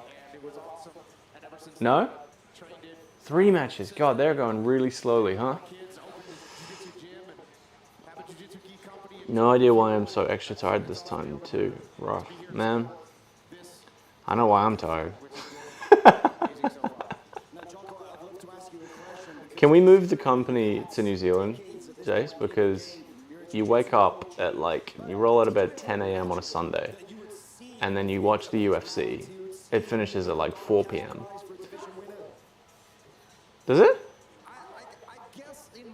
No, it doesn't. The main card starts at 4. Sorry, yeah. The main card starts at 4 on a Sunday. Finishes at around, 8, 9 p.m. What could be better? What's more surprising, Levi winning or Felipe winning? Definitely Felipe. Definitely Felipe. I know he's underrated and doesn't get the respect that he deserves, the respect. But, yeah, I think Levi at the moment, in this modern kind of game especially, has a lot more of a danger factor than Felipe, especially considering Felipe's got to get through Nicky Rod. And a Nicky Rod who is just eating people. We did trade for the worst time zone. I know, this country didn't figure out air conditioning or time zones being good for fights, and I will never forgive it for that. Never. But also, I will never forgive Craig Jones for making these events so long. My fiance has made me tea because she is an angel. Thank you very much. To your very good health, ladies and gents. Get yourself hydrated if you're not.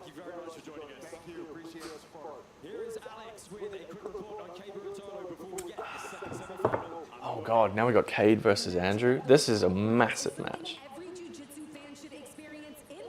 Kade is in rare form at the moment. Andrew is being an actual bully. What he did to Nicky Ryan should have been streamed on Live Leak, not YouTube.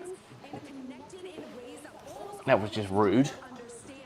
People are saying oh, Nicky Ryan's career's over now. I don't know about that, but Jesus. For one match, that was a lot of emotional damage.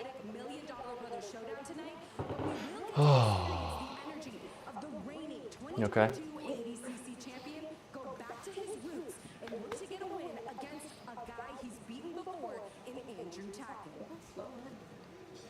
It is going slow, especially considering how fast it went yesterday. All right, Kade, Ruotolo, Andrew Tackett, final, semi-final. Absolute cracker. Oh, it's gonna be fun. No air conditioning is probably what's been destroying my energy. It's felt fine lately, but having the windows open near a highway is super loud from 5 a.m. Yeah, I literally sleep with a fan on, and when I can sleep, which at the moment is proving difficult. We question, when all the fights get uploaded, which fight do you think will get the most views? I'm curious to see if they do upload them all, but I think it will probably be, other than obviously the finals will get the most views, but in terms of which ones so far, I think Ty versus Nolf. Ty Ruotolo versus Jason Nolf. Surely Hugo. was incredible. Hugo getting tapped will probably do okay, even though it wasn't a fun match. It was just such a surprise, you know. But I think people should be sharing that Ruotolo Jason Off match to like MMA fans and be like, this is why you should watch Jiu-Jitsu. You can't watch that match and not think it was exciting, you know.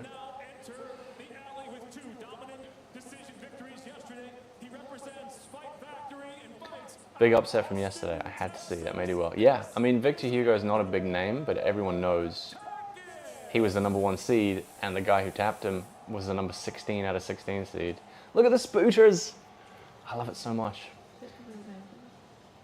No, I just call them spooters. Like really disappointing pyro. They like spoot. They spoot. Andrew Tackett, definite heel turn for me. Seems like a nice lad outside the mats, but is an absolute menace. Like shin to face. He was elbowing Nicky in the tummy and like headbutting him in the diaphragm and muffling him and wet-willying him. It looked like I was watching a high school bully, you know?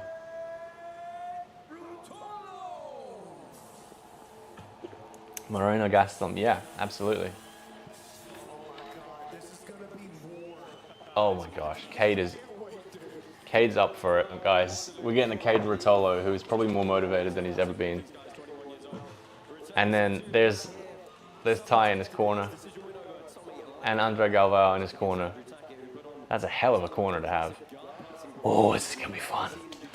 It's gonna be fun.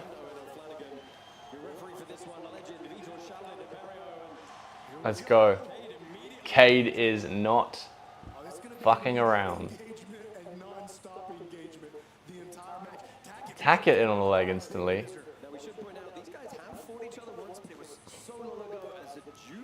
Oh, big takedown attempt. Oh, Uchimata from Kade. Nearly jumped over to an armbar as well. This is going to be non-stop from the first second, man. Oh, another Uchimata into the wall. Landed on his head at the end as well. Can we get 3 Uchimatas? Surely that's too many. I thought about rolling for a knee bar, Kade did. Andrew might take his back here. He's got the body lock. Oh. Oh, huge throw. Oh my god, Andrew's on his back. Andrew Tackett is on Kade Ruotolo's back within a minute. Holy shit.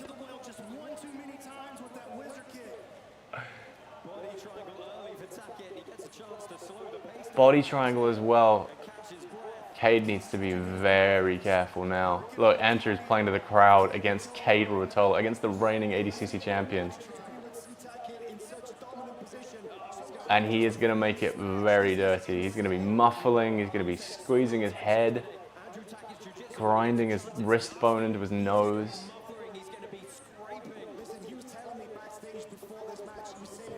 I mean, it's lived up to the hype 1 minute in, guys. Jesus.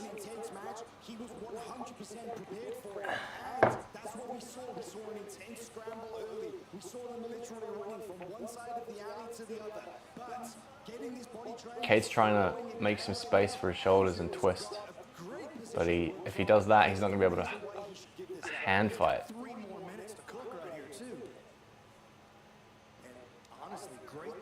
Oh, look, there it is. He's grinding the wrist bone into the nose, doing the muffler. He just is trying to make your life miserable 100% of the time. He might be under the neck. Oh my god. He's under the neck with one hand. Kade's gonna get out. Kade scrambles to top. Oh my god. We're back to the feet. Kade was gonna jump on a standing dash choke then. This is an absolute war. And these guys don't get tired either. What a fight.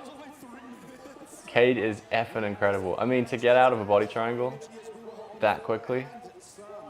Oh, huge foot sweep. Tackett stays on his feet. It's so dynamic, man. It's like watching a tornado fight a hurricane. Big Uchimata attempt from Tackett there. He's in on a single. He's going to try and take the back from it, but no. Kade stuffs it. I can't drink tea. There's no time to drink tea. I mean, if it was a stage, they'd be in the front row of the crowd. So lots of grip fighting here. Tackett's got in on that body lock several times now, but we know that whizzer into Cade wants the body lock. is going to come in deep. I mean, sorry, Andrew wants the body lock, but Cade really wants the whizzer, so he's okay with giving up the underhook there. If Andrew goes shallow on the underhook like that, Oh, he's ripping an arm! Oh, nasty. Shoulder lock from the clinch. Orlando Sanchez style. This is dirty jiu-jitsu, man. It's technical, but it's evil. Yeah, I mean, I think Andrew's bleeding. There might have been a clash of heads on his face. He's bleeding a little bit. Yeah, Cade might be looking for revenge.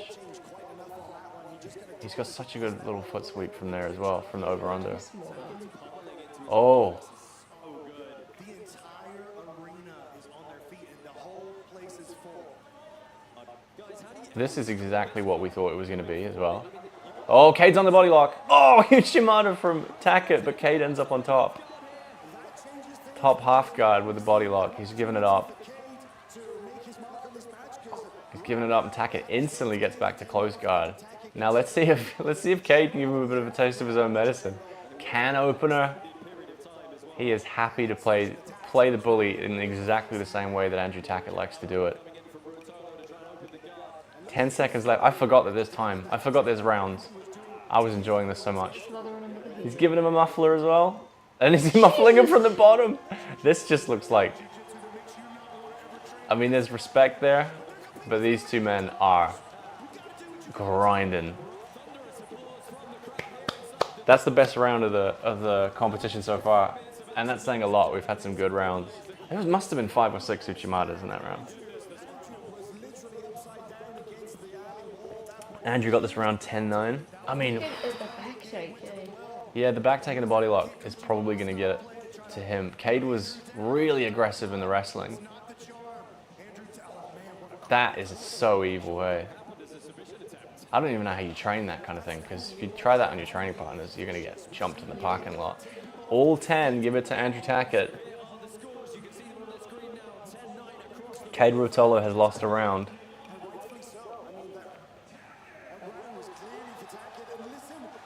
Do you know what's interesting about this? William Tackett in the corner of Andrew Tackett, Ty Ruotolo in the corner of Cade Ruotolo. We could make this a tag team match if they wanted. Ah, I love jiu-jitsu. This is insane. You are not wrong. And I don't think they're going to slow down. I reckon they can go 100% the whole round. What was that? Tackett bit his tongue or something? It interests me that no one's wearing a mouth guard here. Like, I don't think they are. If there's one match where you want to wear a mouth guard, it's this one, because you might lose your tongue. These guys are so grindy.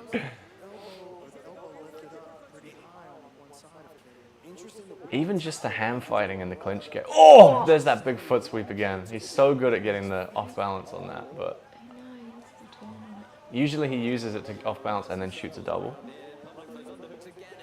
Oh, just outpowered him there. Nearly ended up in mount. He's got the top crucifix. Tackett wrestles up. Oh my god, this is so good.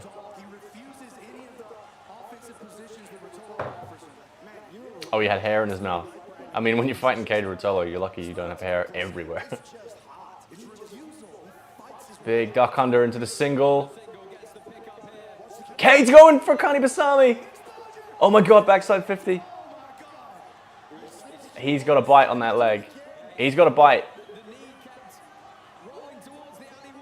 Tackett's doing a good job, but he has the knee line.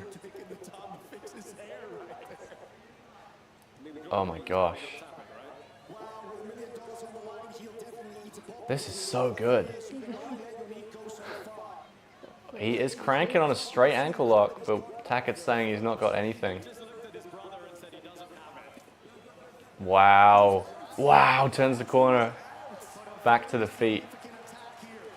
He's got the double unders, Tackett.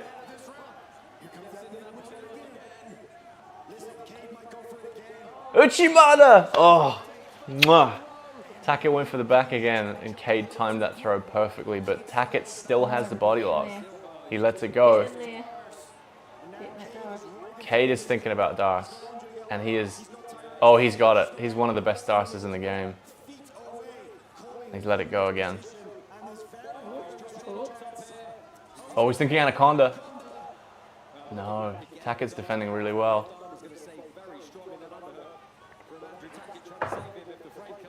He's thinking Gilly now, maybe.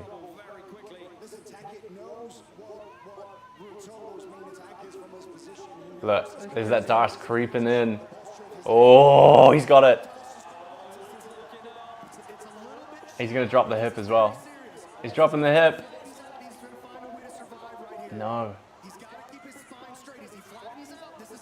Oh, that's tight. That's tight.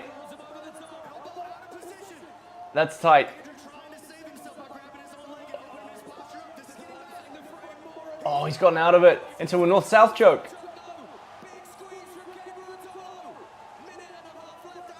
Oh, this is a much lower percentage than the Darce. Oh, and he gets out. How in the name of God did Andrew Tackett survive that? Kade Ruotolo does not give up Darce chokes easily. Kade is absolutely winning this round though, because we could go into the last round. Even Stevens. What a match, guys. If you're here, we're witnessing a moment in time. It might be 10-8. I mean, it could be. Which is crazy to say because Tackett is, you know, he's holding his own on the feet. Oh, thought about a triangle from the bottom of his Tackett. Now he's going K-guard. He's going backside 50. He's got the knee line. He's going to try and take the back. I don't think he can get a cuff slice, so the angle's not right. Oh, he's going around to it.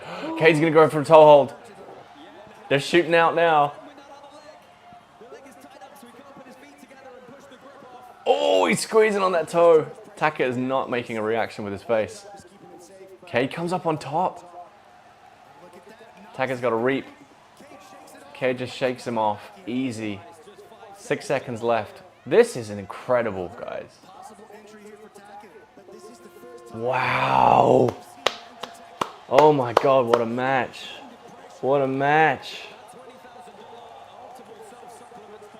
Oh, everyone's on their feet. Look at this. If this is the best match. Yeah, it's got to be 1-1 going into the last. But this is the best match. Look at this Kani Basami. This is the best match of the weekend already. We're only 2 rounds deep. Oh, the number of submission attempts Kade had. Look at this Uchimata. Hand down. Goes for the back. Perfect. Kade was on a Darce. And when, like, you can look at Andrew's face when this Darce was on. It was on. Look at his face. He switched over to a north-south so well. Is Kade Ruotolo breathing? It is hard to tell. What a match.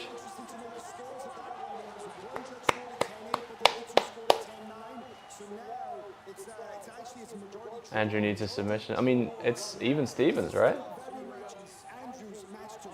Oh, he's going for the back take again. Kade tried to roll out of it. If he gets a hooks in, it's going to take a long time for Kade to get out if he can't scramble. He scrambled out. Andrew Tackett was trying to go leg drag to reverse close guard, which he's done to everyone so far. Yeah, the 69er. Wow. You cannot take your eyes off of this for a second.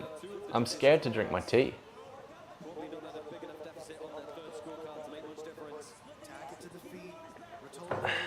I haven't got a clue. Was there a 10-8? I was not paying attention to the scores. Kade's climbing up. Rubber guard.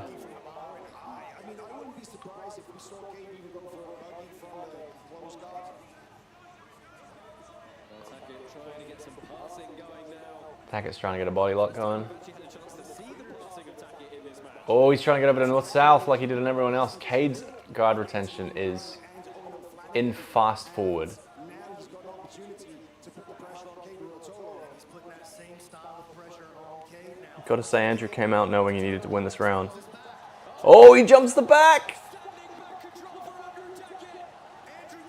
Kade's going to shock him off. Oh, falls into the dogfight. This is world class. And they end up in the clinch. Kade Ruotolo's escape game is outrageous. He's taken us back twice already in this round. We're only 2 minutes in. And Kade's gotten out both times. But he is losing this round. Can we make it a draw so they have to go one more round? They are slowing down, but not dramatically. Kade really likes that. Oh, there it is again! He's trying to break his arm in a clinch.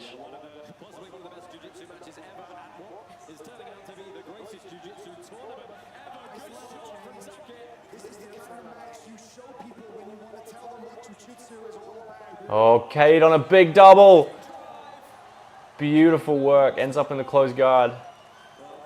Over. He's thinking about jumping over for the armbar. This is like watching a chess match. Andrew does a good job of getting his frame back on the inside. Staying on his side, not allowing himself to be flattened out. He's got a knee shield. He's got A very, very painful chess match. If the ref split on this, it might come into play. Yeah, if the judges... I don't know. If there's been 10-8s though, that's going to be quite hard.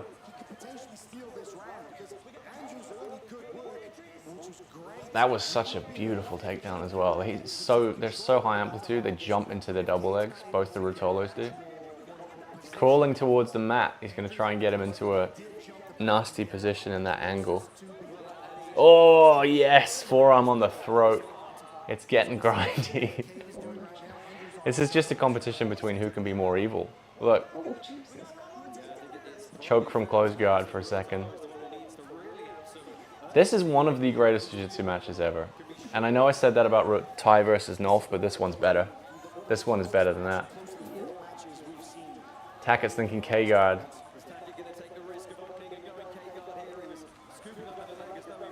Look at this. We might get a dummy sweep here. We might get a double ankle sweep. Kade doesn't let it happen. This is a close round now because Tackett dominated the first half and Kade has dominated the second half. He's going to need to jump on a Darce. Oh, he's got a ninja choke on. Oh, an anaconda. It's going to be hard for him to finish it against the wall, but who in the hell is going to win this fight? Tackett takes him down, but he's in a submission attempt.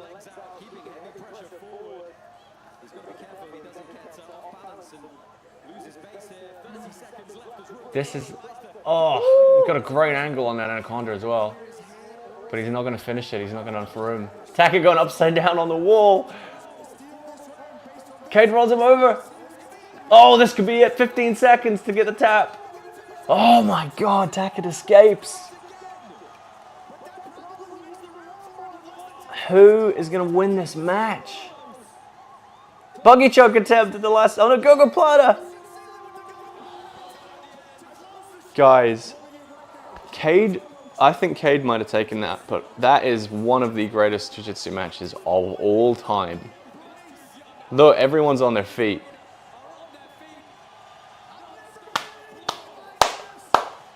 That was... I could watch that match again right now.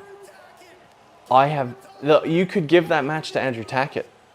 He dominated the first half of that round, but Kade escaped 2 back controllers and had like 4 submission attempts in the last minute.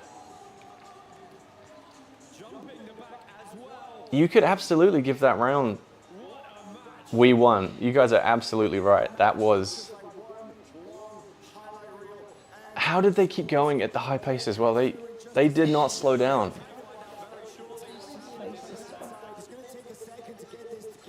Honestly,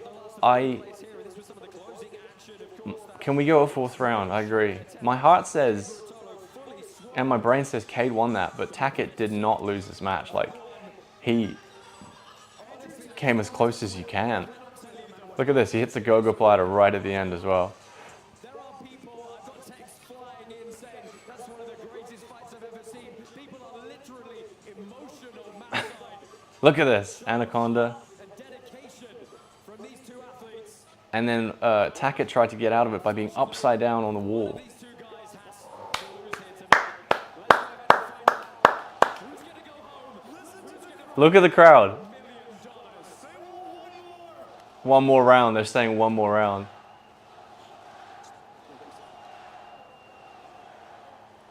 They can't. Surely it can't be done because there's been some 10-8s, right? Gone the distance. We'll go now to your scorecards at Ellie's side with your first judge, Miha Pahavik, scoring the fight 29 to 27. He sees it for Ruotolo. 29-27 for Kade. Your second judge, Zach Maslany, 29-27, seeing it for Tackett. Oh, it's split. Your fourth and final judge, Chris Krill, 29 to 28, seeing it for the winner by split decision, advancing to the $1 million CJI Championship. Kade Ruotolo is your finalist. I mean, guys, we're not even at the end. That was a semi-final matchup, and that was one of the greatest grappling matches in the history of the sport. The Craig Jones Invitational in what is, without doubt, one of the greatest jiu-jitsu matches to have ever happened. Unbelievable, guys. Unbelievable match. Got a feel for Tackett because he gave it absolutely everything, and I don't think many people could be that competitive with Kade Ruotolo nowadays. And wow. I'm gonna make a video on this match. I'm telling you right now. I'm making a video on this match.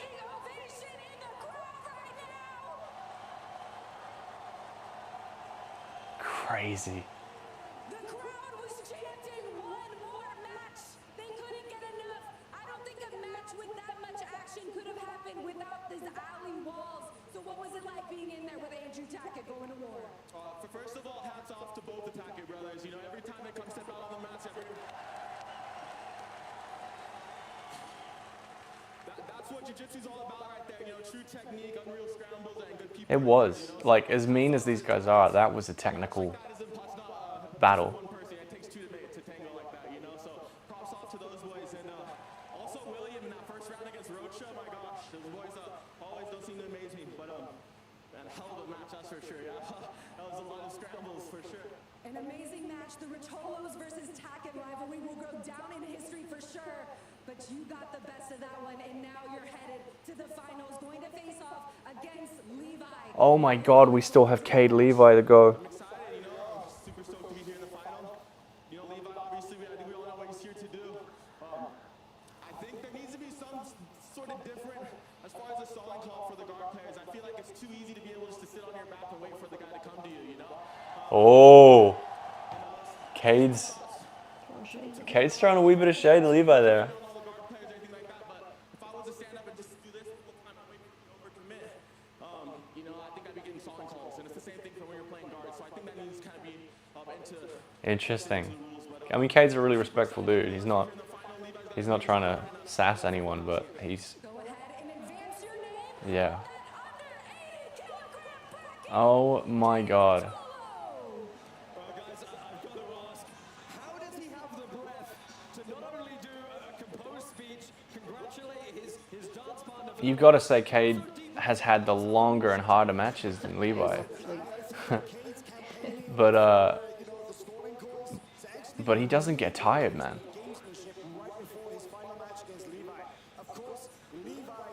I can't believe we're only 4 matches in, because like that should have been the final, just in terms of the catharsis. I'm exhausted.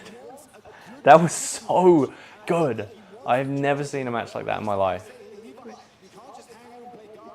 Guys, do you remember how this happened because of a joke that Craig made once? Look, Andrew Tackett's not going to walk away with $1 million, but we have a bonus of 20 grand courtesy of Optimal Self Supplements. I mean, man, I hope you guys are having as much fun as me. Best tournament in history, no competition. I mean, I know it's a lot of recency bias, but, and you know, there's been there's been a couple duds, there's been a couple of like dodgy judging moments, but this is a hell of a moment for jiu-jitsu. Guys, we're going to have more to talk about, but first, let's get a word from, of course, Renato. All right, while Hanato talks, I'm gonna take another break. I need to use the bathroom. Guys, I'm so happy you're here. Appreciate you hanging out with me, watching the best match in jiu-jitsu history. Let's keep going. BRB.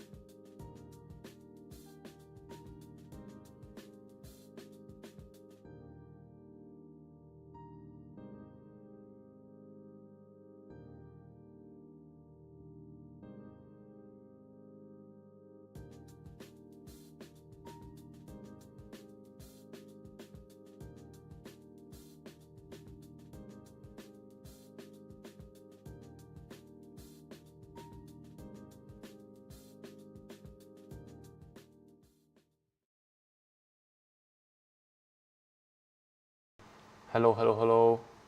We're back from outer space. How's everybody doing? I hope you're all hydrated. Oh, my knees hurt. My brain hurts. That match was so good. Oh, it was so good. These guys are setting like a new standard for the expectation of professional jiu-jitsu, because you show that to like the most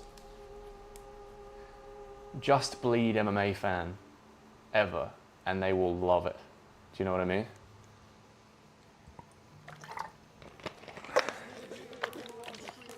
If anyone knows how the UFC is going, let me know.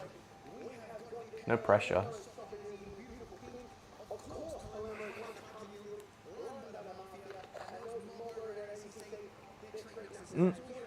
This one's flat. I made a mistake. It's okay, I'll just drink both flat ones.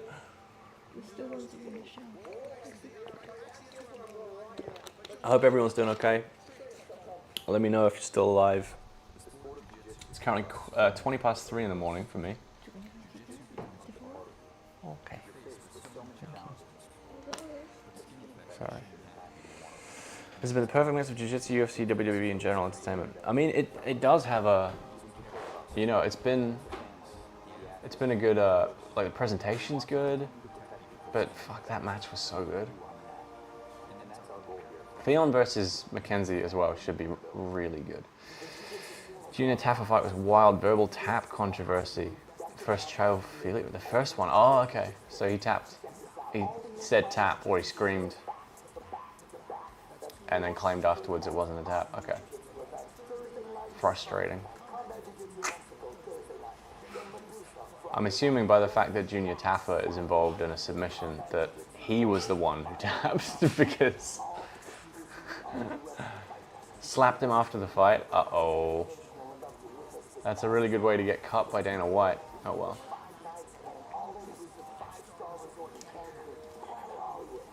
Lee versus Parates just started. Okay. See, I was really kind of hoping this would be over before Kai or before Dan, but I have a feeling we are going the duration. No matter what happens, this is one of a kind event, possibly. So, gotta do it. 14 hours of live streaming, 13 hours of live streaming so far in 2 days, not bad.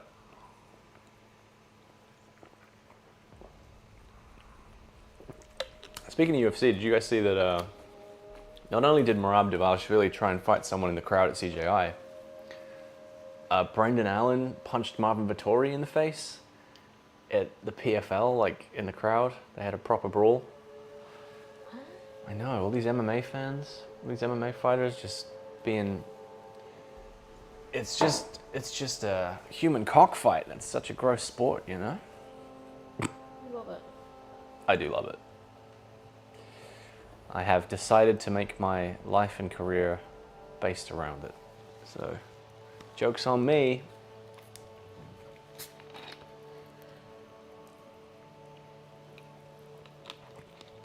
Merab didn't really do nothing.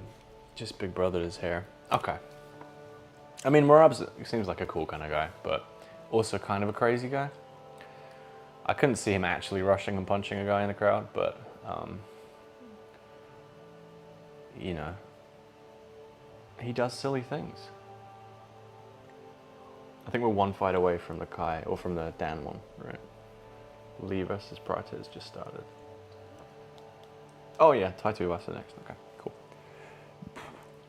Well, as much as I love my Kiwi boys and I'd love to watch them, I have made a commitment and I'm here until CJI is over. They could hurry it along. I don't know why they're showing the Bali film again. They've shown it like 4 times. It's very good. It's very good. Let's move on.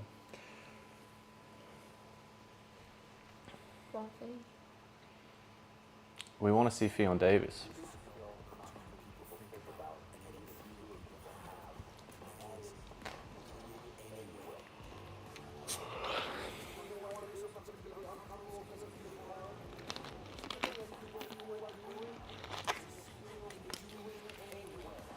Seeing a match like that one, like the Tackett versus Ruotolo match, it really makes you want to go and roll. I don't know. It really just, there's a little switch in your head, even if you're like really not feeling jiu-jitsu at the moment, even if you're not training, it just flicks a switch in your head when you see like really good matches and you're like, man, I want to get back on the mats. Trying to get those drink sales. Yeah, it's the only fucking profit-making venture they're probably making is on the Red Bulls and vodka.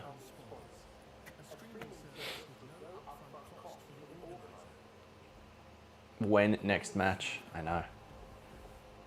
It should be Ffion versus Mackenzie, and then Gabby versus Craig, and then the finals.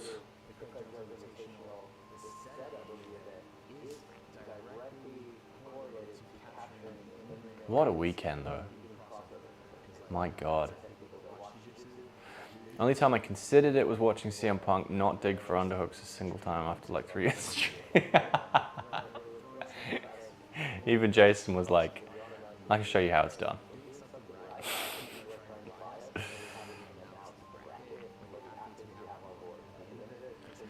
I want to know how old I'm going to get, by the way, before I finally let go. Like, there's a thing in my brain that goes, I should take an amateur MMA fight. What could go wrong? You know? I should do a fight camp, make a vlog series about it, and then do a fight. What could go wrong? Surely it'll be fine. I'm 30 years of age now, so I wonder how long until my brain goes, stop it, you're old, you're gonna die. Gabby has a chance? I mean, listen, I don't want to disrespect Gabby Garcia, but Craig Jones is a lot better than anyone Gabby's ever fought. I think that's fair to say.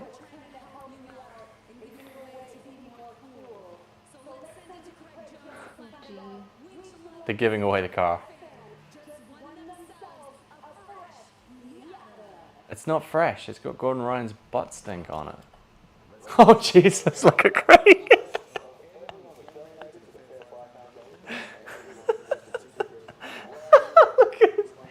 Oh, the man is a true style icon.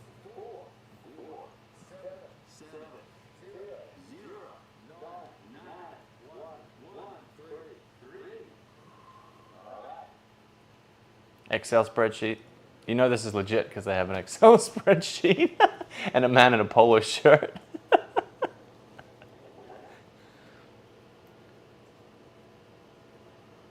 No drum roll. Is he doing a control find? He's doing a control. It's not working. Craig seems like the most likable guy ever. I mean, he just does not take anything seriously. You can't, like, all these people try and beat him in the mind games. You can't beat a man in mind games who doesn't care what you say.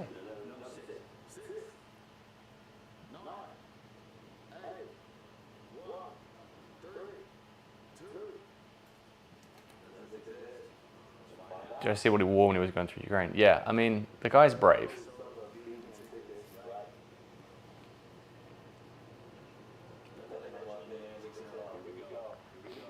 I'm surprised they didn't cut this. It's literally a man control finding in Excel.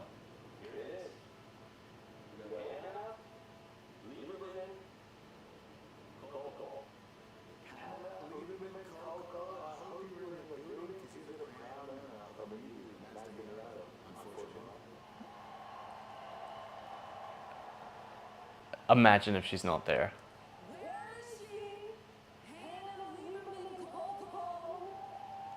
Hey, transport looks good. Thanks, bro. Appreciate that. Oh my God, she is there.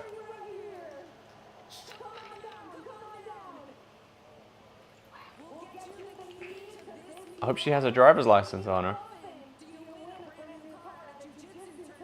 It's not brand new. It's Gordon Ryan's Mazda Miata.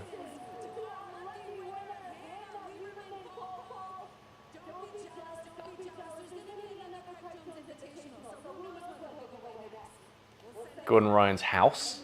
What else is he going to give away?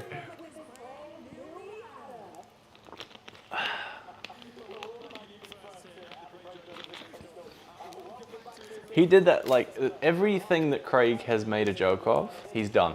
He made a joke about fighting Gabby Garcia. He made a joke about giving away Gordon Ryan's Mazda MX-5. He made a joke about making the BDCC, and he's done it all. She's gonna get staff when she grabs the steering wheel. She might get a tummy ache. That's a good point. Man, they are padding like crazy now, huh? It's so insane compared to yesterday.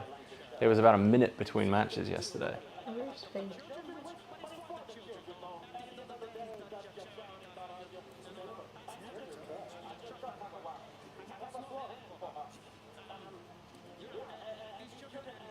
There she is, the winner of a bang average car. Pre-owned by Gordon Ryan. Is ADCC done for the day? Yeah, I think it is. I think it finished a while ago. UFC's still going. And of course CJI. We're gonna stay here for the duration.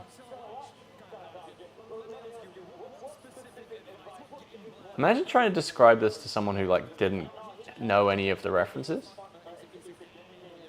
Like, imagine trying to describe Renato Lahanja.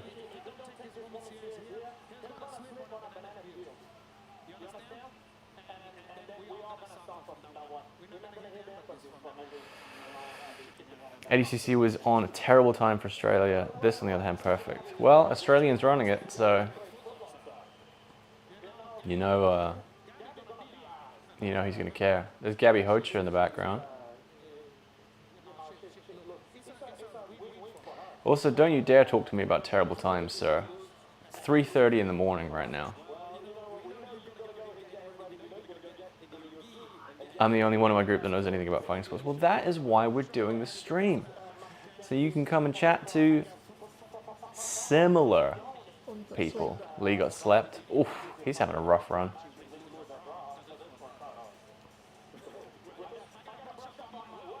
Whenever they go to Australia, the card is always delivers. It always delivers.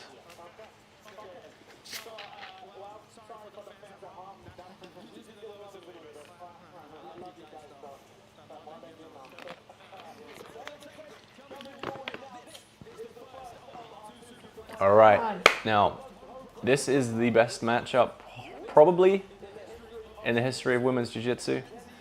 The former GOAT against the current GOAT. Mackenzie Dern against Ffion Davis. We do love Ffion. We are definitely biased in this because we have met Ffion. I interviewed her at Polaris 28. She's an angel and she is dangerous.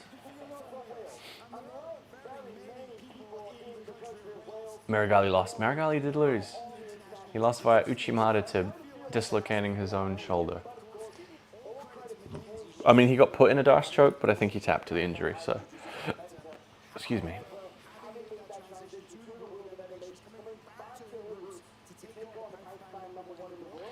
By the way, the ball's on Craig to book Mackenzie Dern in a jiu-jitsu match when, like, 7 days ago, she was in a UFC fight. Like, that could have gone really badly, you know. She got a bad cut, or she got knocked out, or she got injured. God knows how he would have got a replacement to fight Ffion Davis on 7 days' notice.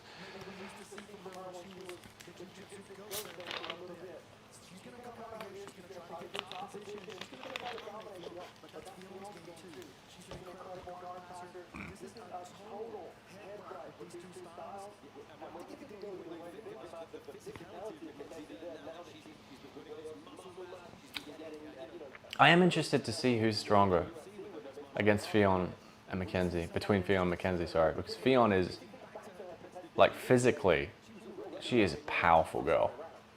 But Mackenzie's been getting bigger and stronger since she started her UFC career as well. She's definitely way bigger than when she was competing in jiu-jitsu.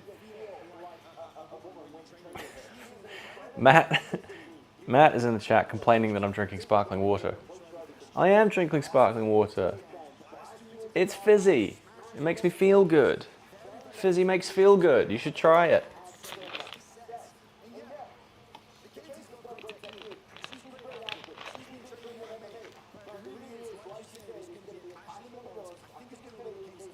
Okay, can we stop talking and have the jiu-jitsu now, please, sirs?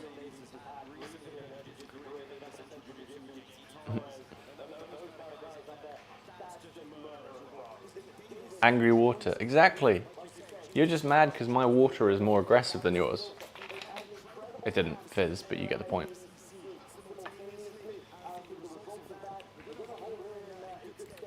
Why would you want water particles dancing on your tongue? Fizzy make feel good. This is the only thing that makes me feel at 3:33 in the morning on my second day of barely sleeping.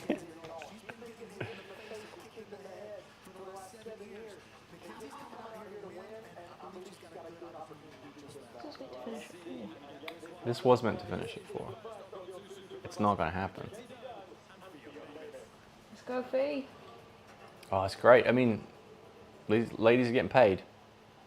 That's for sure. I don't know how much, but more than they ever have.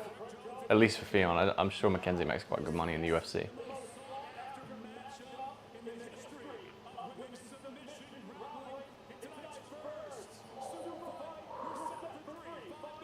I wonder if they got a belt.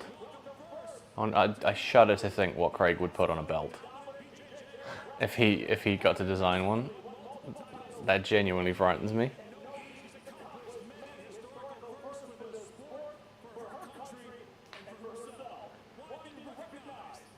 Yeah, I imagine the comments on the live stream are rough because combat sports people are terrible to women.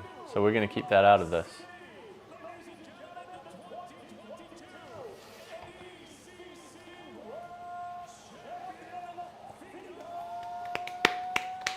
Golf claps for Ffion. Oh, the spooters are back! She gets impressive spooters. That's Ffion. She looked nervous. She looks proper nervous, but she always is. And it never stops her winning.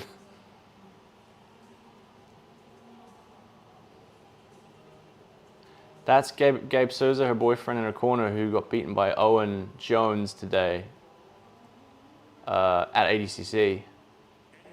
Very cool armbar finish.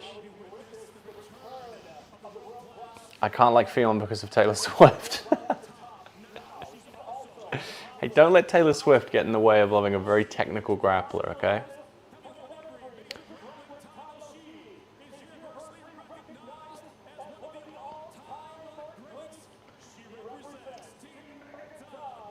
It doesn't feel as authentic when you read off. She's one of the best. Yeah, when you're reading a piece of paper. Mackenzie Dern? Is that what it said? He said it right. Oh, she gets red spooters. Does Mackenzie Dern.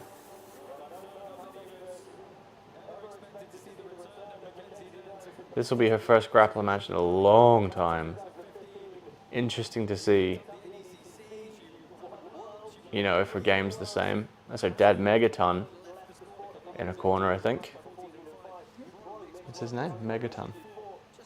Mm-hmm. Who's the master? Brazilian nickname. Here we go. Ffion versus Mackenzie. Starting quickly.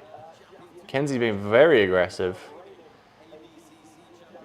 Size-wise, it's not crazy. Fion's a little bit bigger, but Mackenzie's in big shape. Big shape? In good shape, excuse me. Oh, this is a lot more fucking violent than I thought it would be off the bat. They are going for it. Oh! Mackenzie is working on a goga plata, but it's not going to happen unless she can get that second leg over. Ffion is going to try and get her knee cut working.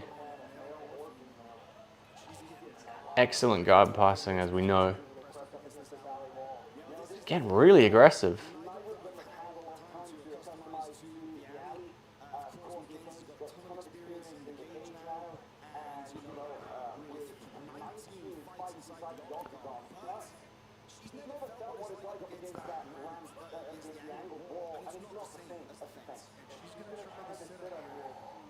Mackenzie was trying for a wrestle up, looked like, but Ffion just powered her down. And she is floating over into half guard. She's going to try and float all the way over with a tripod, I think. Oh, she's there. Oh, she's side. Pummeled her way over into side control. Looking like she's Right. going top side crucifix almost. No, she takes side. Signy's very biased, by the way. She's a big Ffion Davis fan. Daddy's the state of mind.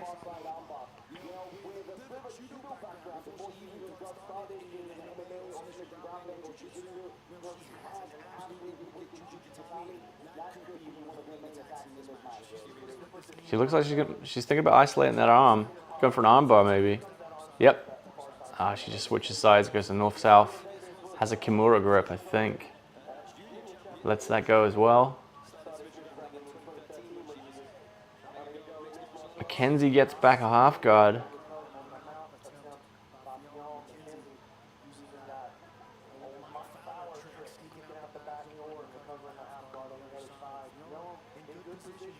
Probably a mismatch. I mean, yeah, I mean, it's in terms of like Mackenzie being a lot older and a lot out of practice and pure grappling for sure, but a lot older than she was when she was competing. Oh, knee cut. Puts herself back in though, does Ffion.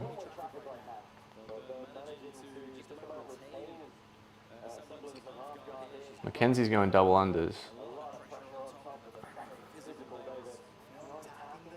Instructional money coming in from Ffion. Yeah, I mean that knee cut instructional is going to be selling well if she can use it here.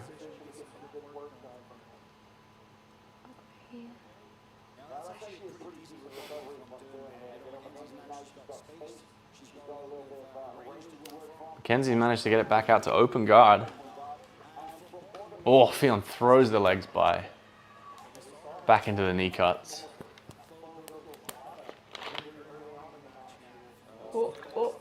Ffion jumped on a foot lock. Oh, Mackenzie tried to come up and Ffion just pushed her down. Seems like she does have a strength advantage.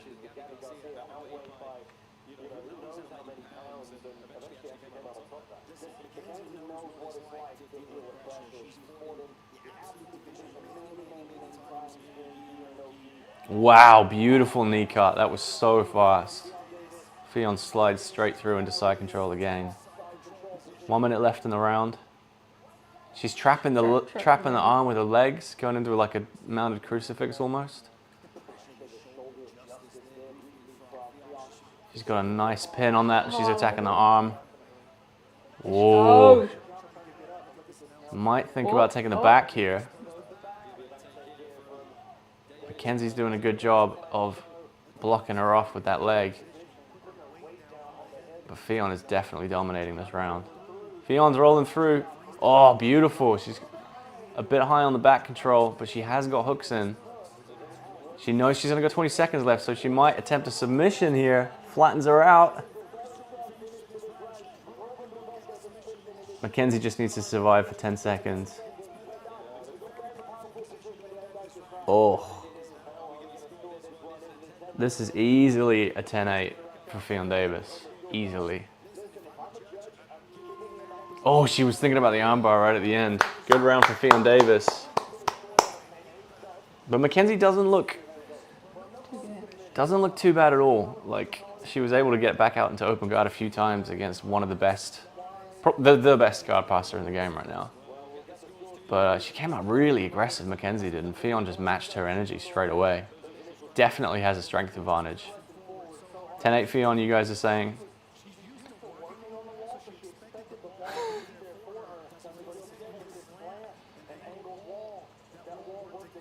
That knee cut was gorgeous. She misdirected with a little throw by and then came back to the other side with a knee cut. Selling instructionals. Chat on B Team channel is crazy wild. Yeah, it doesn't surprise me, guys. There's a lot of bullshit in combat sports, especially towards women. You just got to not have it here.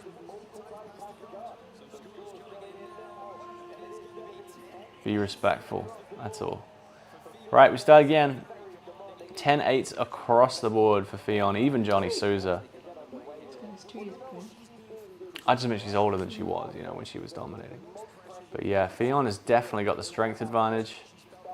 Oh, she's... Whoa! Oh, beautiful. Massive throw from Straight to the Ffion. back. Oh. Too high, but she's thinking about a triangle here. Is she on an arm? Yep, definitely has an arm. We know how good Ffion is at arm bars. Here it is! Oh, there's no way. She's got the triangle arm bar from the back. The wall is just a little bit... Oh, the tap! She gets the tap with the Americana from the triangle from the back. Ffion Davis cements herself as the best female grappler in the world. Wow, what a performance. Absolutely dominated. Big claps for Ffion. Nasty. That throw. Everyone forgets Ffion Davis is a judoka. That throw from the headlock. Boom! That was the most dynamic throw of the whole competition so far. And then straight over into the back. Couldn't get the armbar. Mackenzie defended it well, so she just switched off to the Americana. Right there. Nasty. She's incredible. She's very humble. When I told her she was the greatest, she just laughed and said no. But like, who else is there right now? Ffion Davis is the greatest female grappler of all time. And I think this is just one more little star on the road of proving that she is that. Ffion really could transition to women's MMA. You say that she has a professional MMA fight. She dominated. Ffion, yeah, she has a professional MMA fight under her belt, but she loves grappling. Is she interested in MMA? I don't think she is now. She has a fight, but it was a long time ago. Before she became,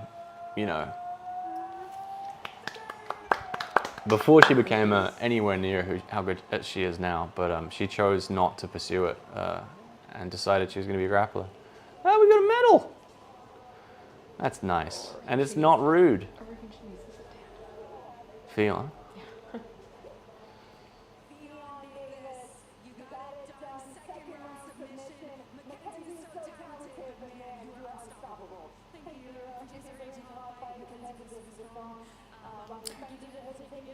She just said it's a hard fight. That's a very nice thing to say, but I don't think that that's true.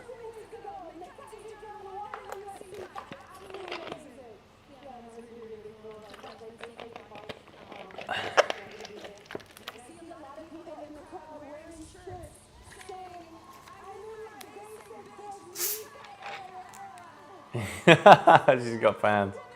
That's so sweet.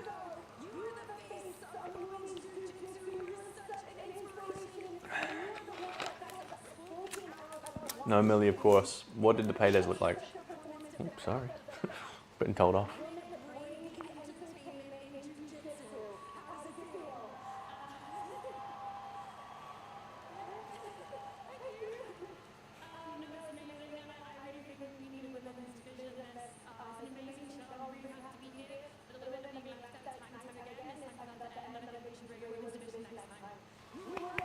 Calls for a women's division in the next CJI. Fully agree.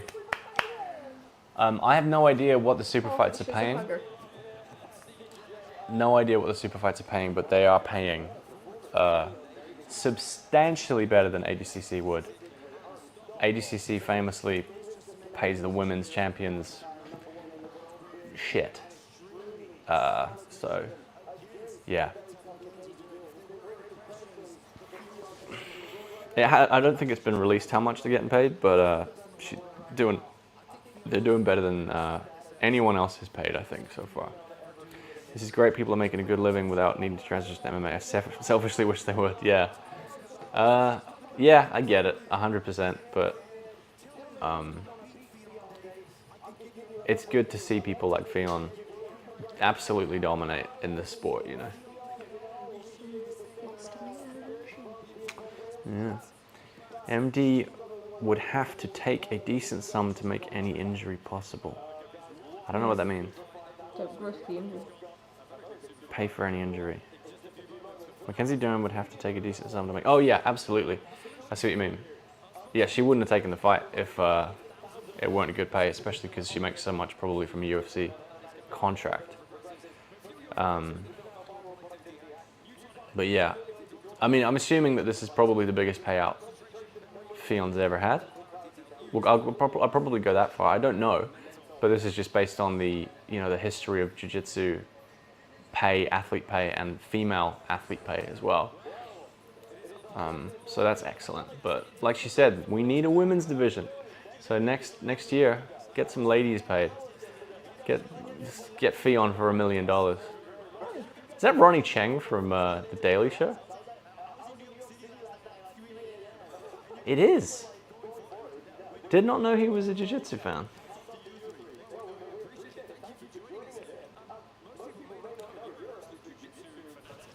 Ronnie Cheng is a jiu-jitsu guy?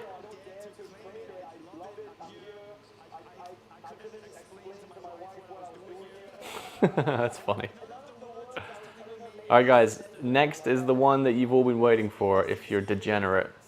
Gabby Garcia taking on Craig Jones for no discernible reason. Yeah. Weirdly, this is the fight I'm least looking forward to. That's a freak kind of. It's a weird one. It's a weird exhibition, but I'm still hoping play pound is good. yeah. All right, we're gonna take a quick break. Need the bathroom again. I'm drinking a lot of liquids. Don't look at me like that. Be right back, guys.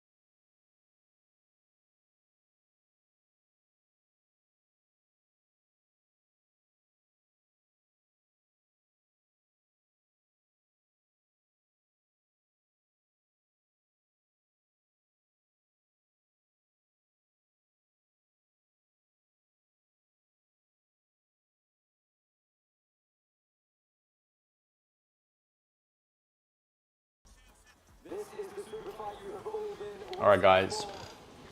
I'm genuinely curious what you guys think is going to happen. I think the prevailing wisdom is Craig could leg lock Gabby at any time. Last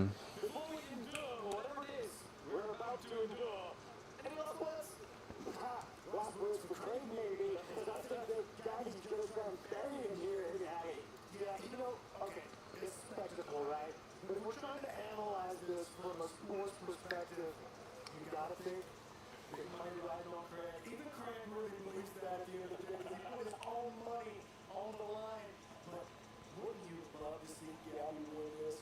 Almost just to spite Craig. But do we also think that Craig is just going to play around? Because he's invested so much time into the joke. Like, even if he is capable of coming out and leg locking her early doors, he wouldn't do that, right? Because it wouldn't be funny or fun. I think she's going to throw him about. I think she's going to pick him up and throw him around like a rag doll. But if Craig wants to win by leg lock, he will. I think.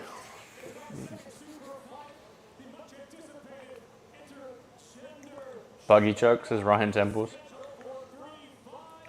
I mean, that'd be fun. She's pretty big. I don't know if you can buggy choke her. They'll probably try to throw each other out of the pit. I would not be surprised if Gabby picks him up and tries to throw him out. Gabby by eye poke?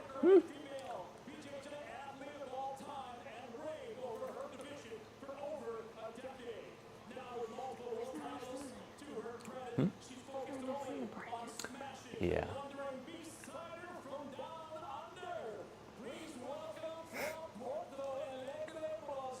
This started as a meme 3 years ago. And currently, it's actually going to happen. Yeah. Gabby Garcia. Oh my god. She's doing a dance. She's got the crown. She has backup dancers. I love it. Her hair is something incredible. I don't know how much of it is real, but it is something. That's real. Oh yeah, is it just all extensions after that? Okay.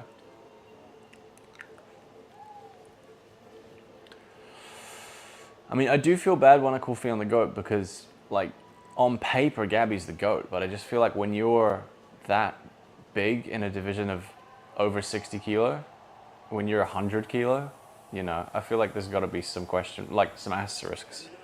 But they don't make any bigger divisions, you know? She won the only division she could compete in.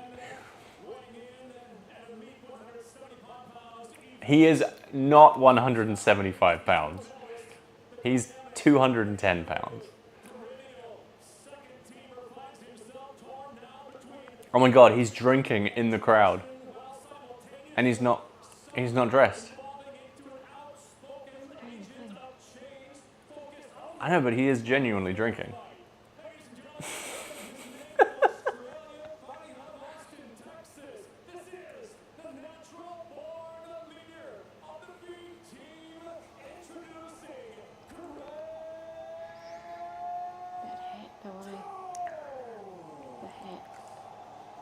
He's wearing camo cargo trousers, drinking whiskey from the bottle, and a plate carrier, which hopefully he's taken off. He's actually gonna, no, please tell me those are rip-away pants and he's got a, no, yep, it's coming off. Ooh, ooh. Is it? We got it. Yep, yep, okay. We have budgie smugglage. Dennis Hallman. Someone called Dennis Hallman. We have budgie smuggler.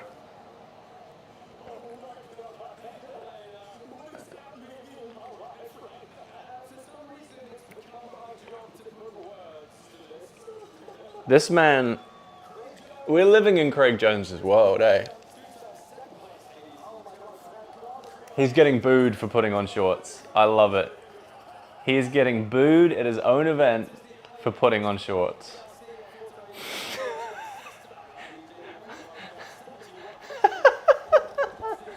Oh, he faked the he faked the handshake and dove in on a double. That is funny. Do you know what's interesting? He does seem to actually be going for his A game. He's looking to get in on the legs. Oh, he's smiling though. Nah, he's playing around.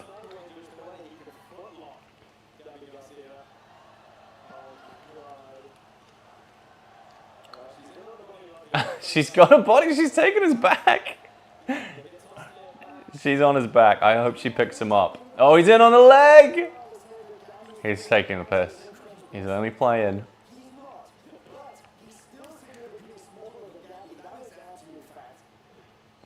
Jeez. This is a large woman. Oh, he's got a triangle.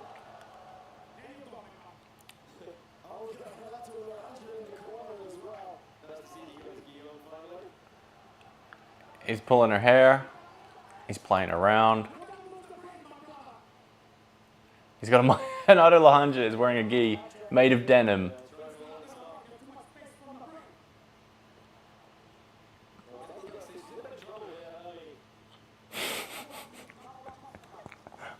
I just can't believe this is happening.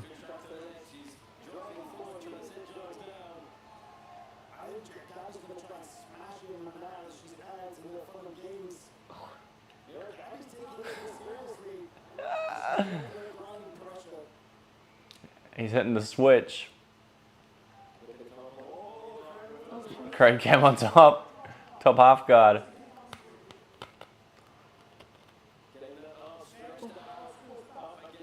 Deep half for Gabby. Craig could not be trying any less. He's rolling for a bolo.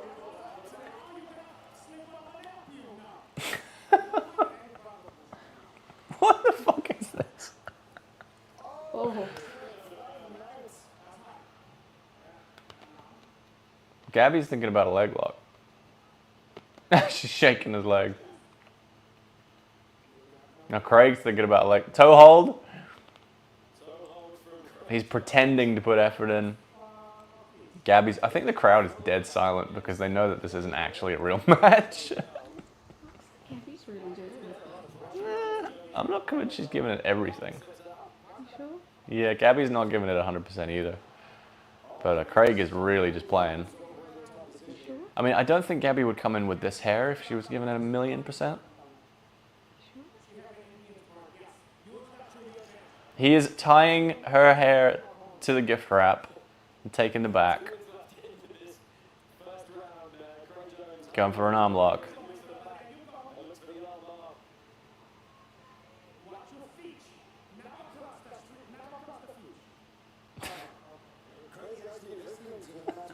Yeah, this is kind of just this is a catch wrestling match. You're not wrong, Jason.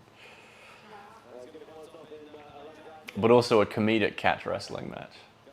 Oh, Gabby's in on a leg lock.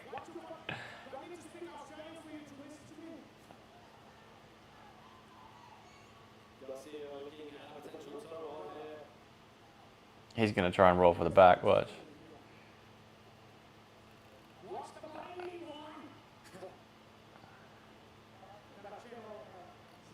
Oh, he's going to roll for the back here. Puts her in the truck. He's thinking about a banana split, which would be rude, or a twister.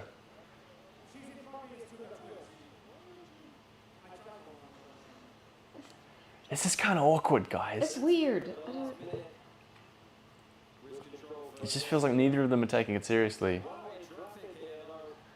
Cat dog?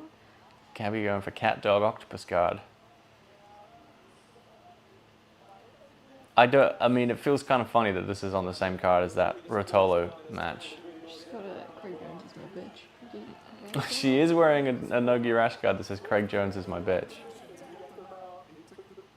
Tito Ortiz reference. I was really hoping they'd come out doing WWE moves. I mean, I wouldn't be surprised if we saw at the start of the next round Gabby pick him up.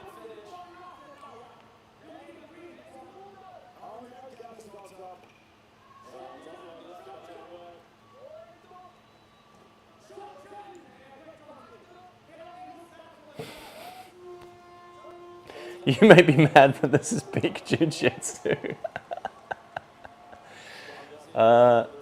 Yeah, it certainly is something. This is kind of like the...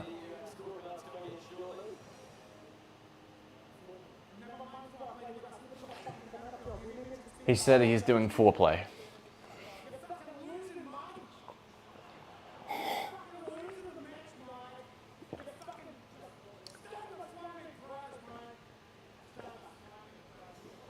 Oh, it's a beautiful. Beautiful Australian accent from Renato Alejandro. That's a beautiful coming away reference. Round 2 better be for real. Redman, I hate to burst your bubble, but nah. I think Craig wants this to go 3 rounds. He's waited 3 years. I don't think he's going to let it happen that quick, you know. Hopefully Gabby can get a big takedown. That'll be fun. Nope, Imanari roll into bottom north-south.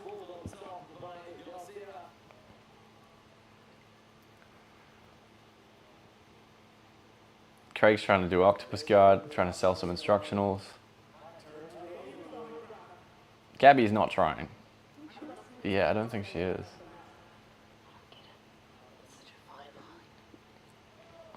But Craig is trying even less.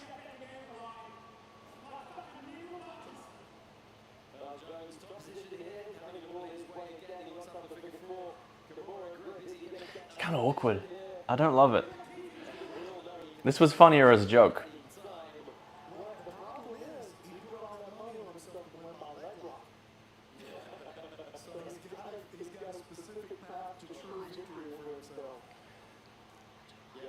He's trying to bolo again.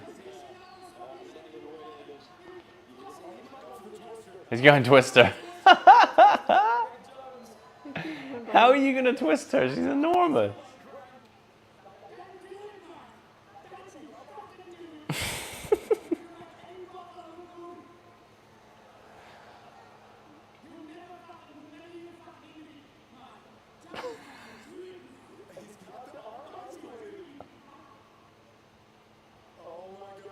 He's going to do it.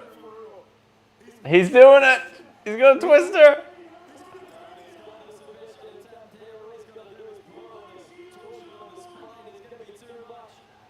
I mean, he's not cranking it, but it is on.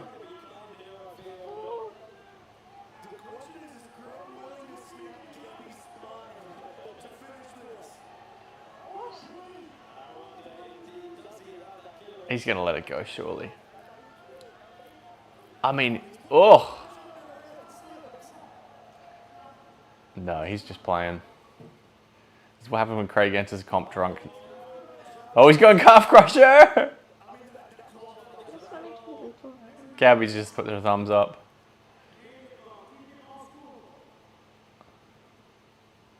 This is exactly like an old exhibition wrestling match. Here is proof he can do wrong. He's got a choke across the face.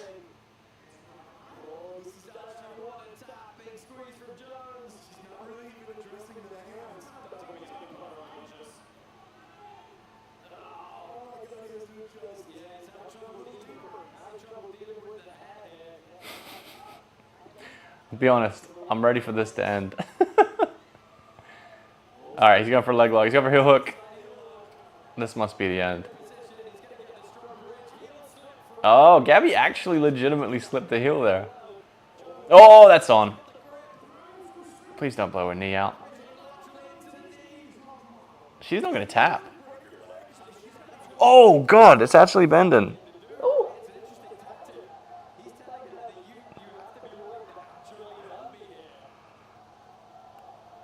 Oh, God.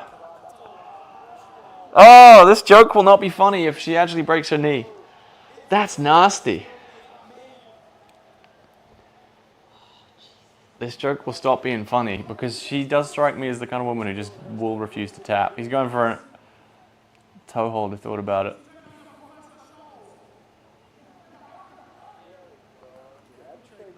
Gabby's going for a straight ankle lock. Craig's got another heel hook. Gabby shakes her head. That was no joke. Like, he wasn't cranking it, but it was past the point where it was a joke.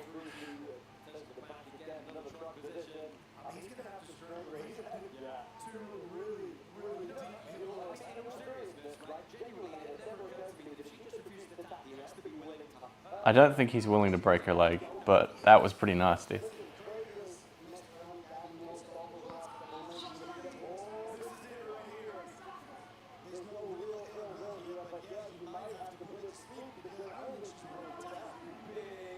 Oh, she tapped.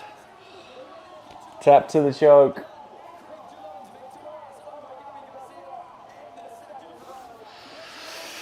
That was weird, guys.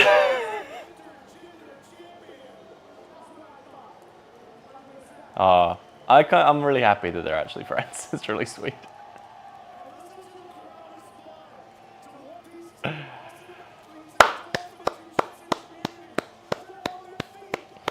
I mean,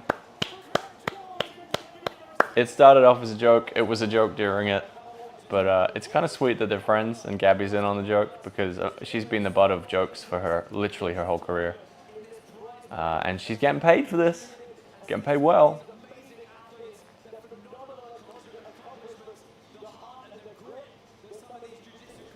This was not as fun as the Russian mixed shows. I disagree. This was a lot more wholesome than the Russian mixed gender MMA shows. I can tell you that much.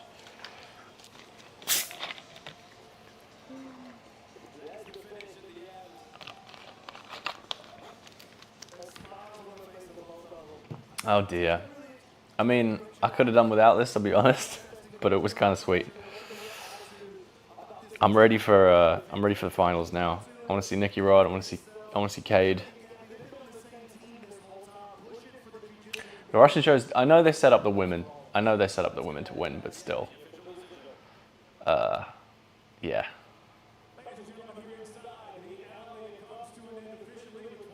Big ups to Craig for giving her the stage without making it cruel. Glad to palace. Absolutely, man. By the way, Lucas, I don't think I've acknowledged you in the chat. How you doing, bro? Nice to see you.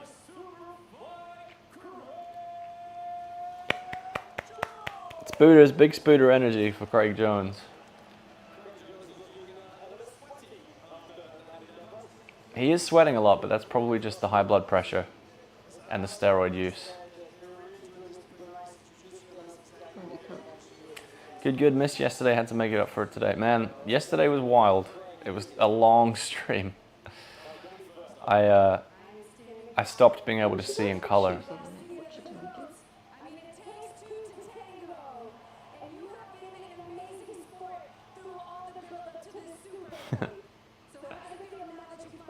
Steroids and whiskey from the bottle makes for a sweaty man. Absolutely.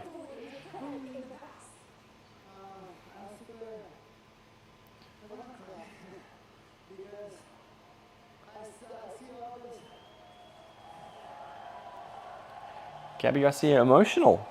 Are you sending me things? Yeah. Okay.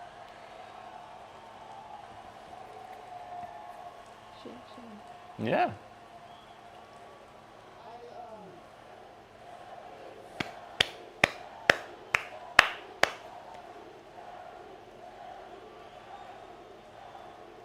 This is nice. This is wholesome.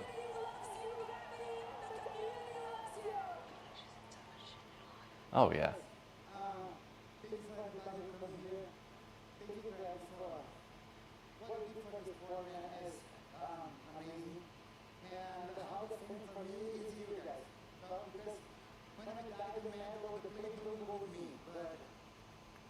Craig Jones is my bitch sweat. That's still legendary. Yeah, it's pretty fucking good.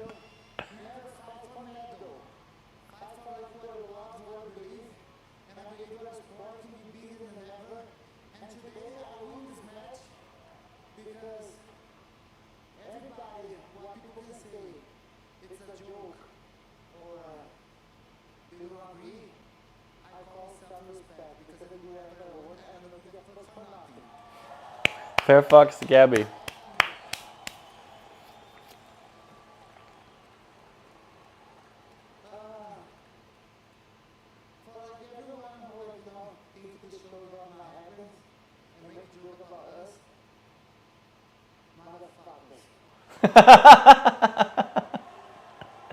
She's scary.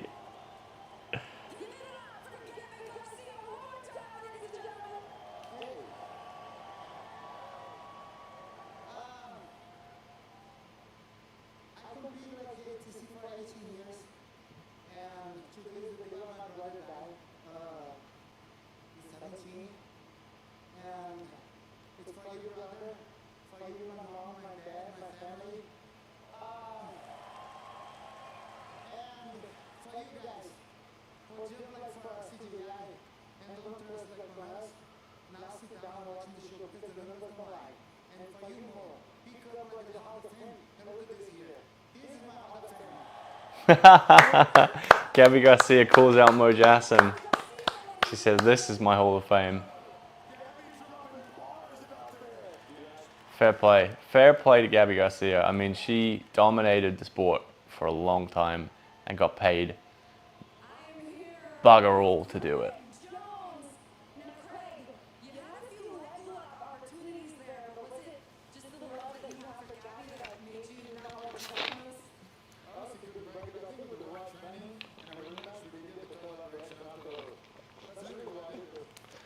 Man, that denim gi on Renato Laranja.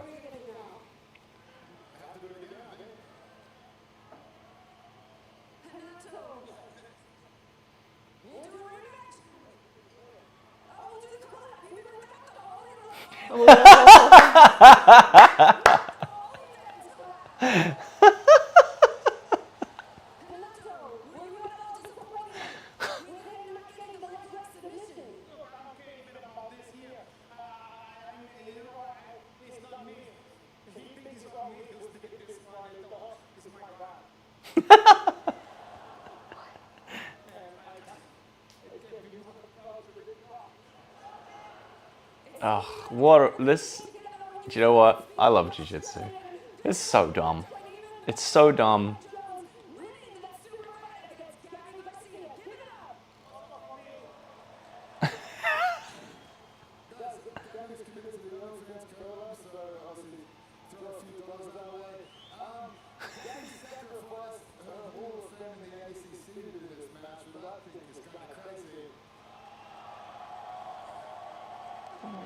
Some beautiful hair for you. I was going to come in today and Inacio was going to take over that ACC, but I think we're doing a better job.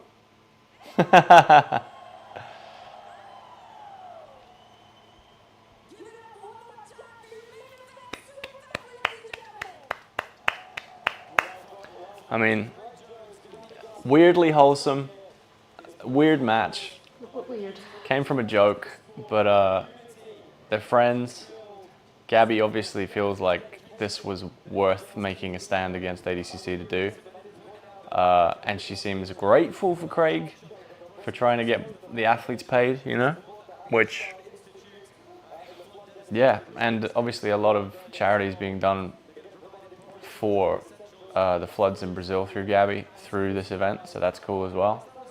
Weirdly wholesome. That's how I like my wholesome.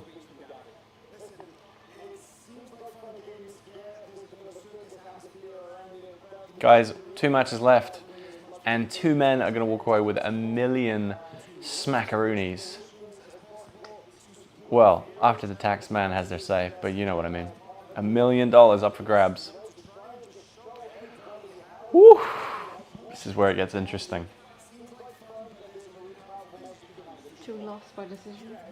Who? 2. 22. Oh.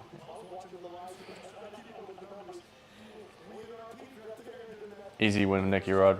I mean, all of the wins that we said would be easy in this tournament have not worked out that way. But you got to put money on Nicky. You can't tap the IRS. If one man could do it, it's Craig Jones. If anyone could tap the tax man, it's Craig. There is a massive man with a massive mullet. Oh, he's just gone. That was weird.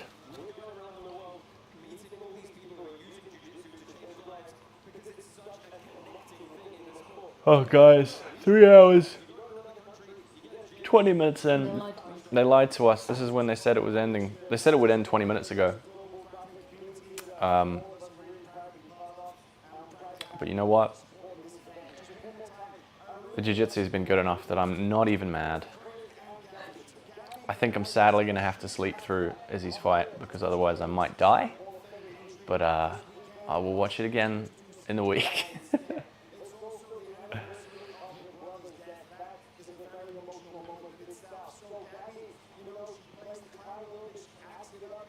Hooker's walking out now. Oh God, go on, Dan. That's a hard one, eh? Gamrot is a machine and he's good everywhere. Dan's bad. You need that knee up the middle, Dan. Old school Dan Hooker.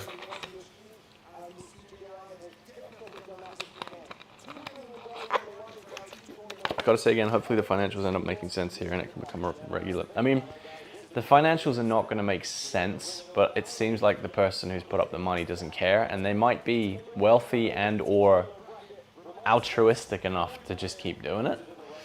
But also, the numbers prove that they can make money through advertising next year. You know, the numbers are insane. 1 million views yesterday, 1.6 million or something. So even if you can't get the money from the same place, maybe they can get the money next year, you know? Especially if they keep being clever about like where they book. They're not going to do what ADCC did and just overextend on production, you know? Dan found the tattoo section on the character creator. I mean, his tattoos are from Josh Kuna, who's a fighter. He fights out of Australia. He fights for Eternal MMA. And he's a pretty good tattoo artist as well. I think he's done Izzy's neck pieces as well. But yeah. 100%, as long as Craig can keep showing up with mysterious briefcases of millions. Yeah. Mm-hmm. As long as Craig can show up with mysterious briefcases of millies. I'm curious if that's actually the money, because I feel like we've got to have security around if you have $2 million in cash, you know.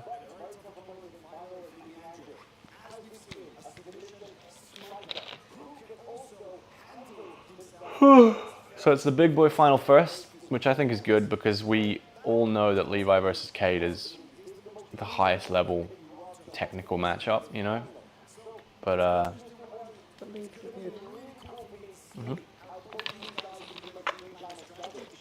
But I mean, I'd be super stoked to watch Nicky Rod walk away with $1 million. Gamrot walking in like he had some nose beards. Uh-oh.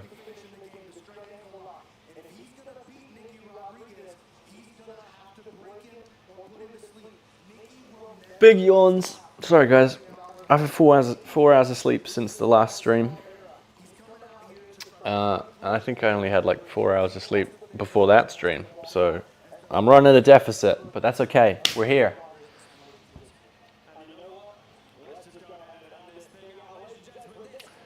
Final number 1, Nicky Rod, Felipe Andrew. Felipe Andrew has had a murderer's row to get here. It's a lot of big men. This is the biggest of them.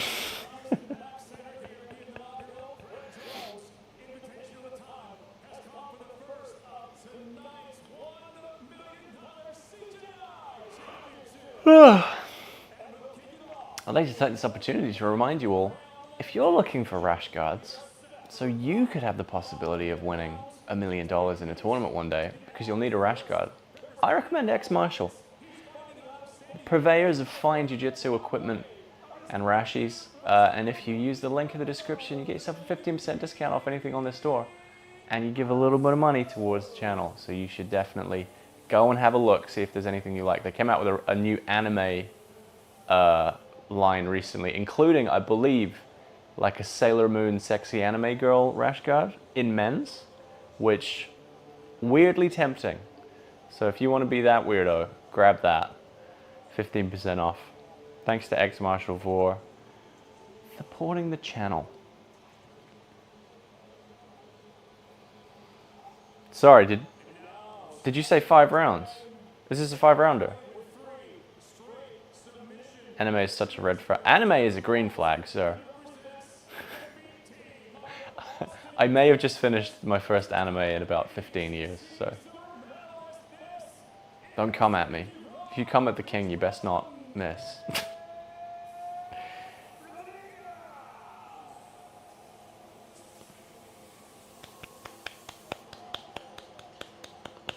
New outfit.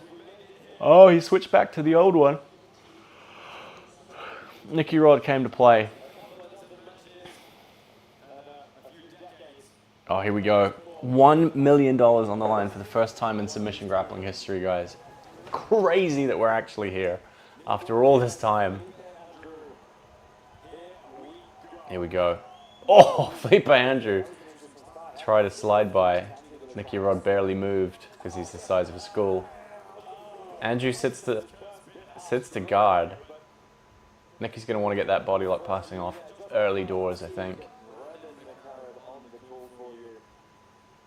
After all this time, I'm still into... Exactly, I'm still into jiu-jitsu. Got to think Andrew's going to be thinking leg locks. I mean, Nicky's been training with the best leg lockers in the world literally his entire career, but if there's anywhere you're going to get an opportunity, that's probably where it'll be.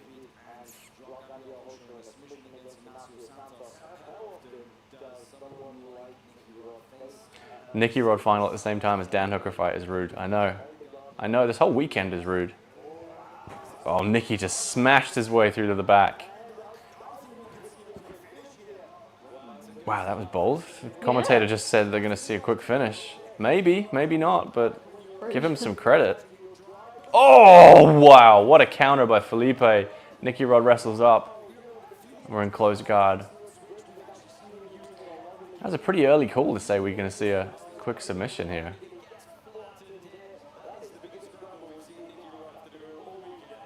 Felipe Andrew put some respect on his name, honestly.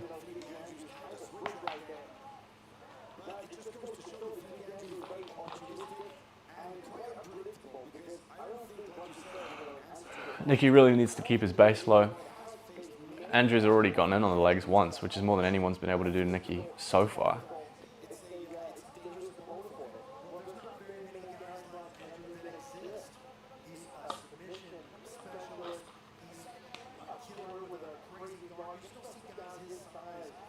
Nicky's going for that body lock, passes over to side control. He's going to hunt the back again here. He forces them to give up the back.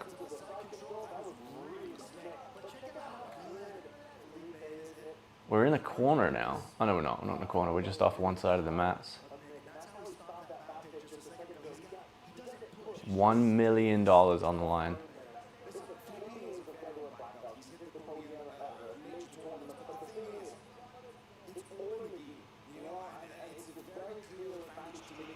Big yawn. This is an inopportune time for big yawns.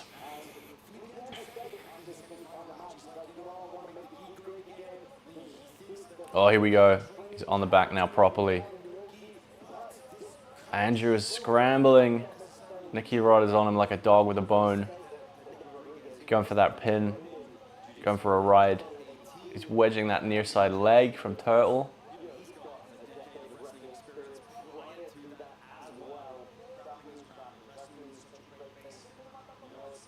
Andrew is doing really well. Oh, look at this. He thought about going full Nelson there. Rolls over the top. Got the back. Got a body triangle. Early in the first round, he's under the neck. That's it. Woo! Nick Rodriguez just made $1 million and he made it look easy. This is the first emotion we've seen out of him all weekend. He is ecstatic. Look at him.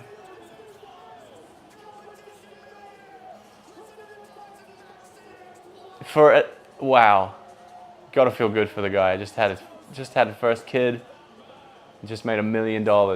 Right now, at this second, that man is the highest earning jiu-jitsu athlete of all time in a single tournament at least. All submissions, 100%.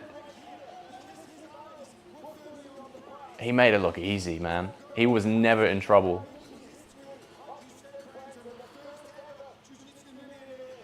Incredible. Do you know what just popped into my head? I can't wait to see what Gordon has to say.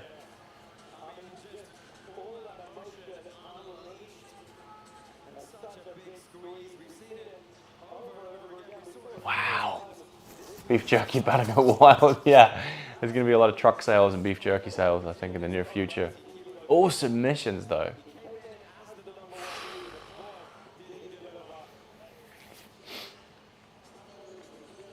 Can't wait to hear what he's got to say. That was the quickest match in a while as well. I think only one match made it out of the first round for Nicky.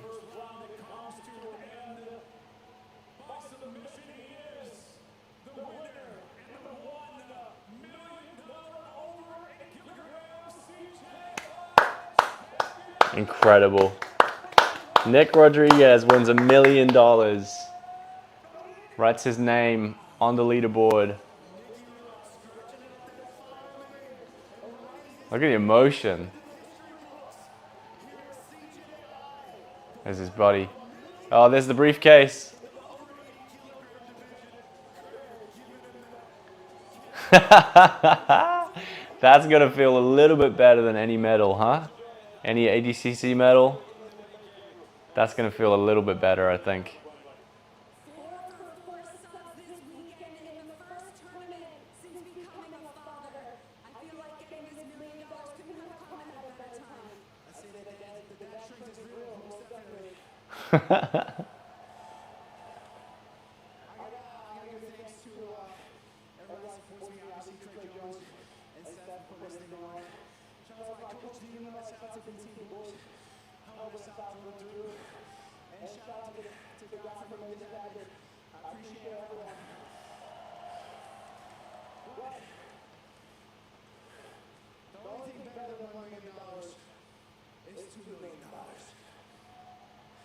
Oh, he's gonna, oh my God, he's gonna call out Gordon.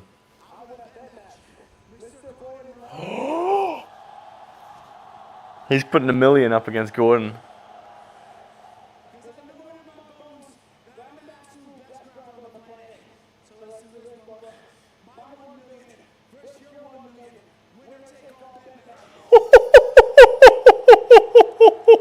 Even his face like, are you sure?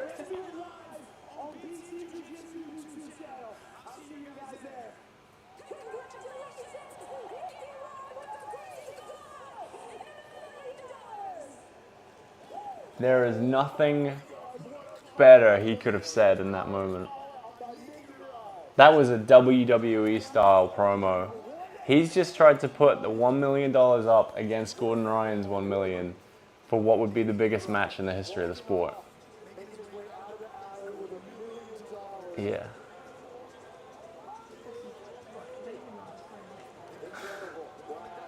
Can you imagine winning $1 million and then before you've taken it out of the mats,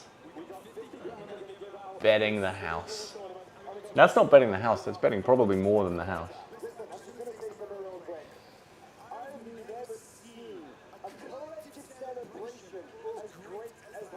Pink slips, yeah, we're playing for pink slips now, boys.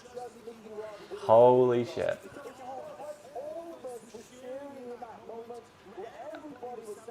I mean, that's the greatest call out in at least grappling history. That might be the greatest call out in combat sports history. I don't know many people who put $1 million on the line, even in like MMA, not their own money. MMA, boxing. You just get paid. You don't put your own money on the line. One match left, guys, and it is going to be crazy. I'm going to take another break. I need to expel liquids. BRB, don't go anywhere. One match left. What a weekend.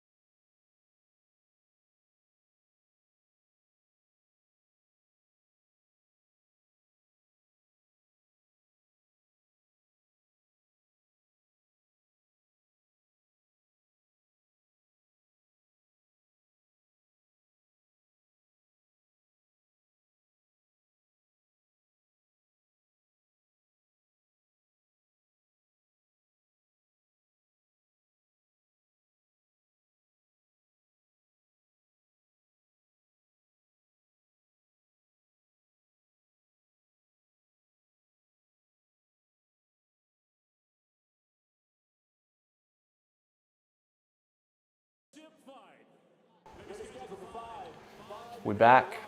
Last match, guys.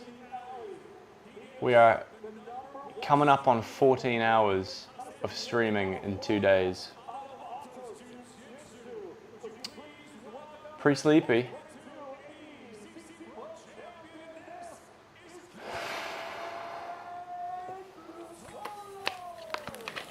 Hooker Gamrot living up to the hype? Cool.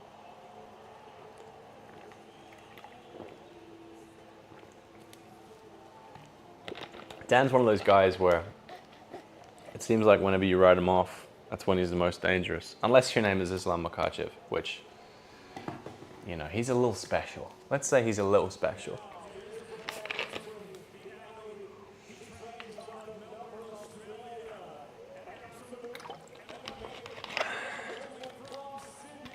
We are here for the final match out of 32? No.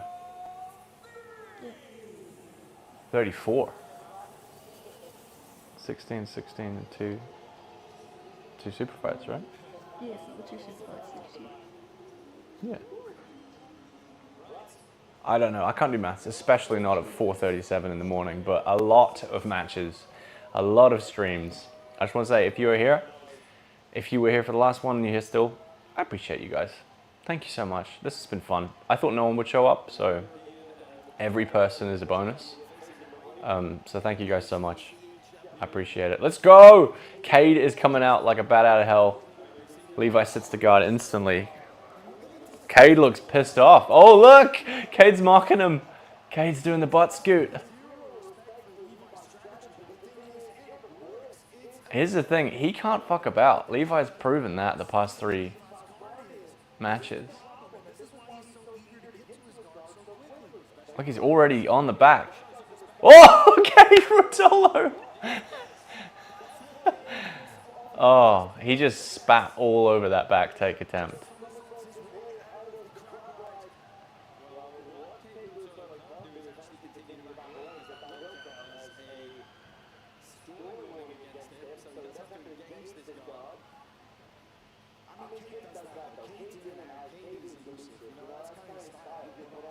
It's kind of crazy to think Levi Jones-Leary is 1 fight away from winning $1 million, and I don't think many people would have picked him to be in the final, you know? He's gone into De La Riva here. He might use that to go kiss the dragon and take the back. Kade's controlling his far side leg very well.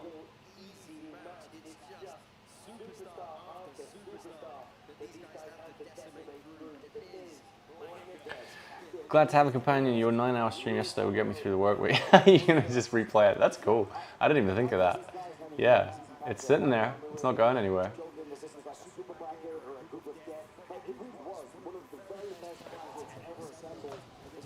This has been such an amazing tournament, such an amazing weekend. He's going De La Riva. Whenever Levi puts on that De La Riva, it does look like he's putting so much pressure on the knee. It's just the way that he does it. He gets his knee inside the opponent's knee and just torques it a little bit. He's definitely been able to slow Kade down. He just got a sweep. Kade throws up the triangle. Oh, that's on. Oh! Levi steps over and gets out. Wow, what a scramble. Unbelievable. Levi sweeps. Kade throws up a triangle. Levi escapes, and we're back where we started. Who's winning this round? It might be Levi.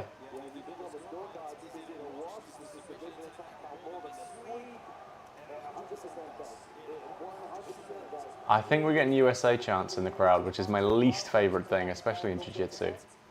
Like, who gives a shit?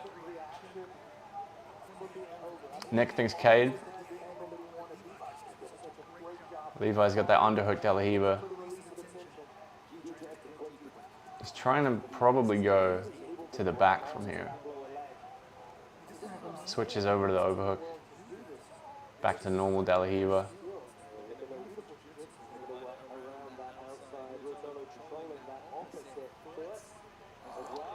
Oh, Kade's managed to get, Levi's managed to get Kade's knee on the ground. This is how you know how good Levi is, because Kade has never had to be this slow and this undynamic. Levi is in. That is deep! Levi's going for the knee. Oh, Kade strips it. Goodness gracious.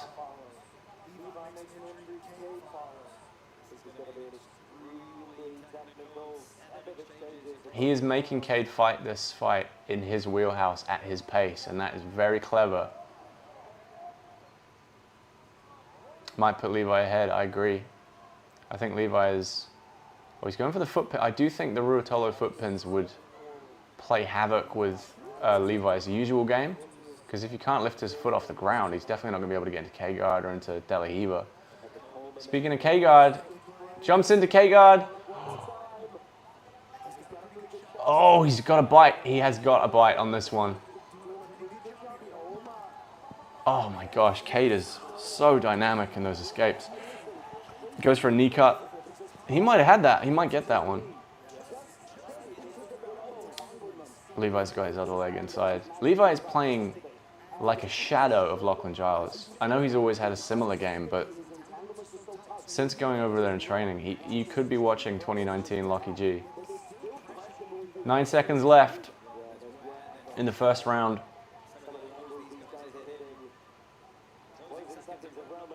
I feel like you got to give that to Levi. I mean, I understand why people might be tempted to give it to Kade just because of the optics of being on top, but Levi Jones-Leary controlled where and how the fight took place, and he had a decent bite on a few leg locks. I'm pretty sure Kade Ruotolo just did a corkscrew back handspring to get out of crab ride, which is a sentence no one has ever said before. Levi for sure 10-9. I think so too, because he... Kade did have the triangle, but it wasn't as... Yeah. Fuck, what a match, guys. Andre Galval, the towel man. Andre Galval versus Lachlan Giles in the corner. Split, went to Levi. Levi gets it, but only just. Lachlan Giles versus Andre Galval in the corners. Tagged. Oh, no, it's just American. Apparently the feeling in the arena is that Kade should have won that round. I feel definitely like Levi had the edge. I think it's an American thing. Judge trains at Atos, yeah.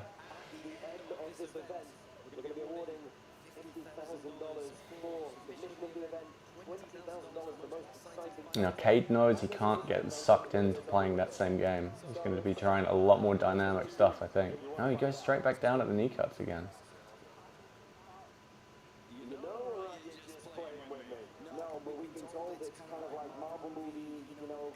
I think Kade will get him to make a mistake, maybe. I mean, if he keeps the pressure on. But being down here, this is where Levi can keep the pace where he wants it, you know. I think Kade's going to have to be dynamic and do some of his, you know, flying guard passes to try and keep his legs out of play. I also thought Victor Hugo would win. We all did. I mean, we all thought he would get to the final, at least. I had Nicky Rod picked, but I figured it would be a Victor Hugo Nicky Rod final for sure. Levi got to decide if he wants grey or lavender hair. He's gone for periwinkle blue. Periwinkle blue, I'm being told by my my hair dye consultant. I mean, if he wins, maybe we should all go. Hooker won? Did he really, Redmonds? If that's true, please let me know, because I'm a huge Dan Hooker fan, and I really was worried about that fight. He won. Wow. He edged it in the last 10 seconds. Dan Hooker.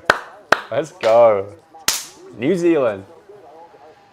As we talk, Levi's got a bite. Oh my gosh, He has become the master of this game. He's wrestling up. Wow, he's going to sit down again. Yeah. Oh, Kade's pissed.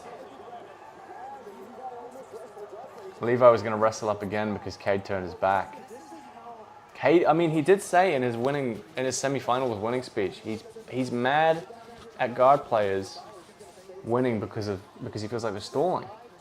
And he was definitely talking about Levi. So maybe there is a little bit of animosity here.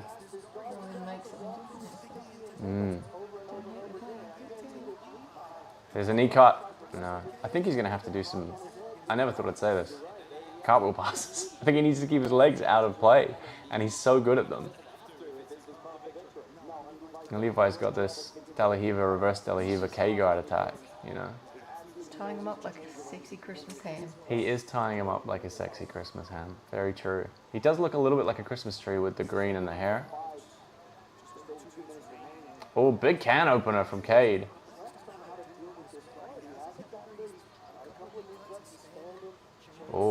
Oh, this is interesting. Levi switched over to attack the far side leg.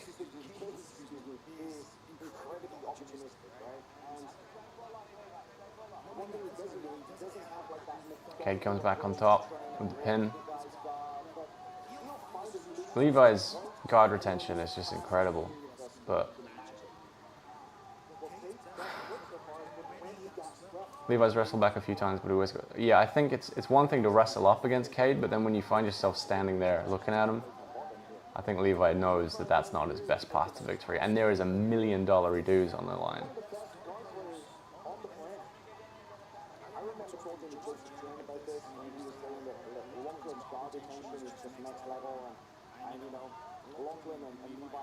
It's that topside leg from Levi that's just, it's ridiculous. He's only using one leg to retain guard 100% of the time, but it's all he needs because he can bring it all the way back to his head basically and put the butterfly hook in, just like Lachlan can.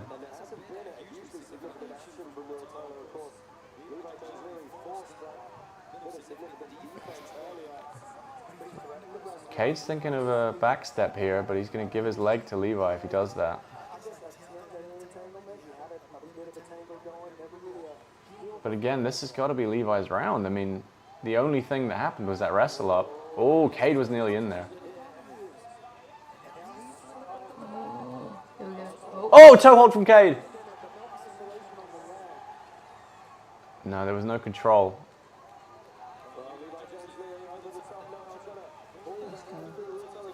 I think this is the kind of matchup we expected and we were worried about. It was never going to be as dynamic because Levi's just looking to slow the pace down and play his leg lock game. That is a big, big heel exposure for Levi. Oh, Kade's pissed. Kade's furious.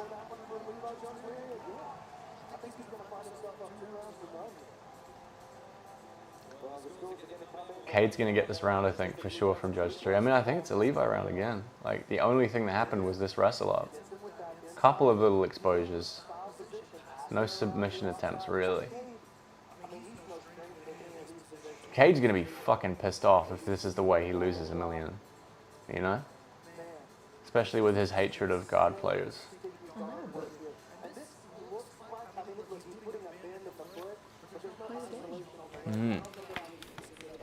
I think he considers it stalling though, because Levi isn't.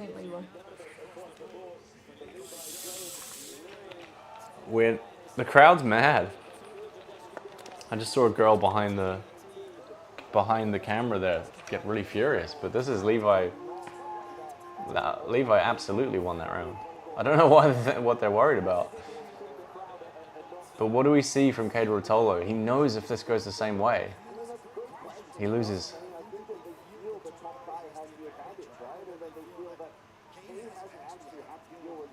I don't know about the toe hold though, because it wasn't like a legit submission attempt. Like, he didn't have control of the leg at all. He was just ripping it, you know. So I can see why it wouldn't be as heavily weighted as, you know. Oh, he tried. There you go. That's what I'm talking about. He went for a flying Darce.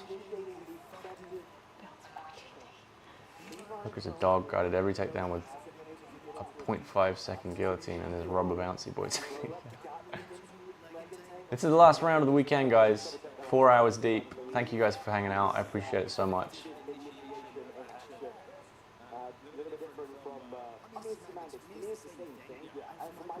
if I were a judge, you know, that's how I would be looking at it. But the problem is that the thousands of people inside the arena here at the Thomas and Mack, you know, what they see is they see Levi Jones on his back playing guard. They see This will be kind of a wet fart in a blanket ending to an excellent weekend. It will, like, just because of how people will feel about it. Like, people are going to be disappointed because they feel like this isn't how the rules should be set. Look at this waiter sweep from Lucas. I keep calling him Lucas, like Lucas Lepre. His name is Levi Jones-Leary. It's just lots of L's and E's. I apologize. I'm very tired. Oh, he's the Aussie. Let's go. Oh, now this is where it gets interesting. Kade's getting a lot more dynamic now and trying to just throw the legs past.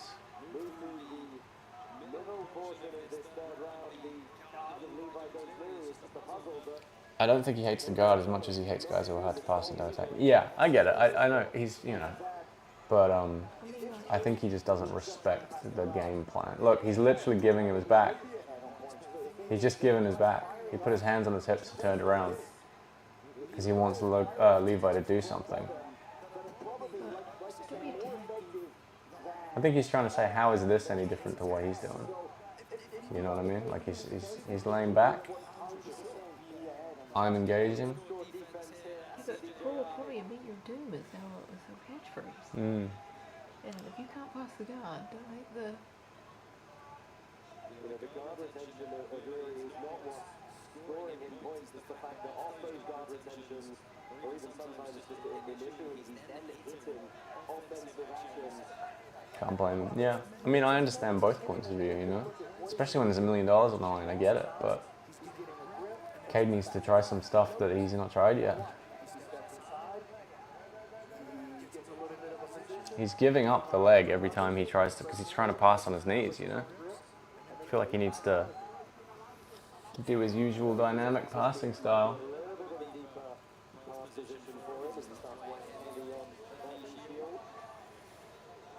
I know shit about jiu-jitsu, but I can tell you who I want to watch. Fair enough. Fair enough. Don't tell anyone, but I don't know shit about jiu-jitsu either. I'm just making it up.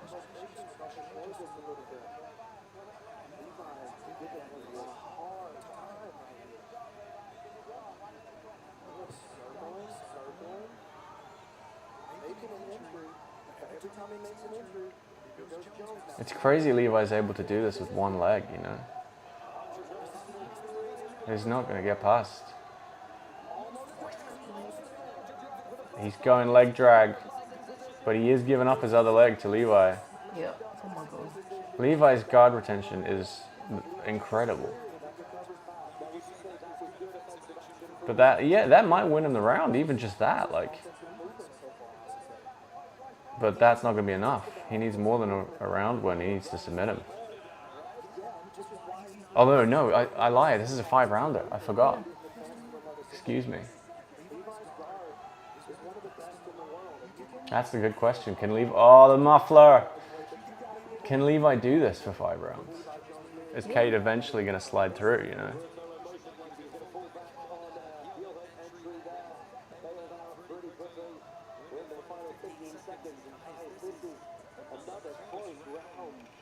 I feel like if you're going to give any of these rounds to Kade, it's got to be this one.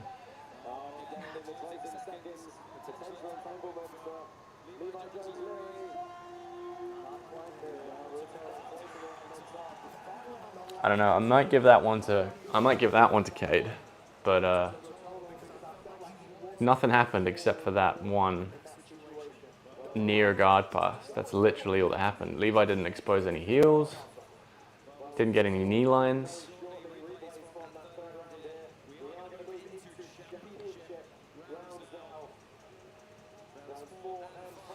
Something tells me Levi can do this for 100 rounds. I mean, it's not a very tiring style, I guess, but if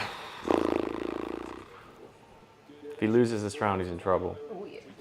All 3 gave that round to Kade. Okay, see, this is getting interesting now.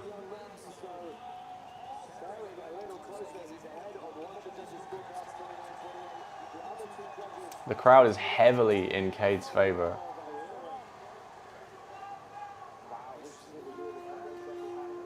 I don't know anything about any of this. How can Kade force action? I mean, he's doing his best. It's just the problem is Levi. I mean, the fact that he's giving him his back is interesting, but whenever Levi can get a hold of your legs, he can slow you down and stop you from passing his guard. So that's all that's happening. Is Kade is trying to pass the guard and Levi is not letting him and trying to expose a leg lock. Crowd full of MMA fans. I think it's more crowd full of Kade Ruotolo fans. I mean, especially after the match earlier today, you know? Andrew Tackett on sideline watching right now. Levi Jones-Leary is still out there. Exactly. Yeah, and on Tackett's, he's going home with just $10,001, whereas Is incredible to me that most of the time Levi is only defending with one leg because Kade will pin the second one down, but it's still enough. And against someone as good as Kade Ruotolo, you know, it's incredible. But I understand the frustration from Kade as well. Oh, he's got a grip. He does not. It's just a problem because Levi's so good at being compact and keeping his shins, and he's going for K-guard now. Oh, God. We love Craig Jones taking guard leg game aggressively. Yeah, I mean, it's fair to say Levi's not being aggressive. I think even you'd say that. He's not being aggressive. Kade is being way more aggressive.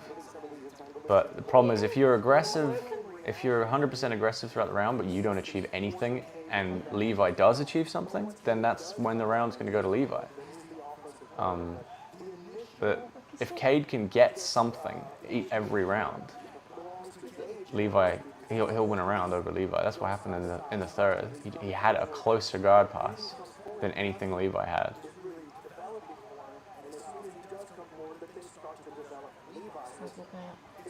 Kai walking out. Love me some Kai Kade France.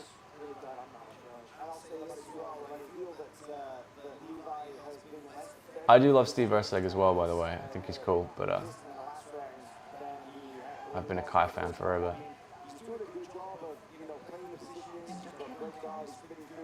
We did. We tried to adopt someone else's cat, and we called her Cat Cara France. It doesn't work. You can't adopt other people's cats, by the way, in case you were wondering. That's called catnapping. Levi can wrestle up here, and he's not going to.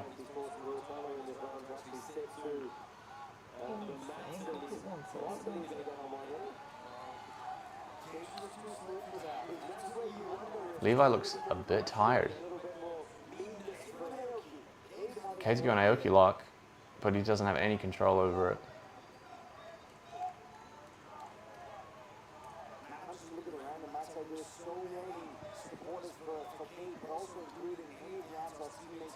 I love that name for a cat, yeah. Oh my God, the bloke does look like... He looks like Ray Romano, yeah. Oh my God! You're not wrong. His name's Steve. Not wrong, Lucas. His name's Steve. Again, see, this is the thing. If Levi can get exposure like this and start hunting for leg locks, if that's the only thing that happens in the round, even if Kade is being aggressive, that's the round for Levi, you know?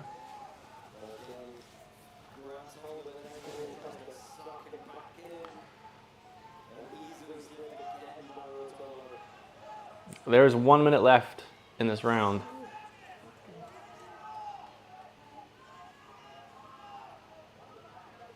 He's trying to bait the leg. Oh, he's going for a knee bar. No.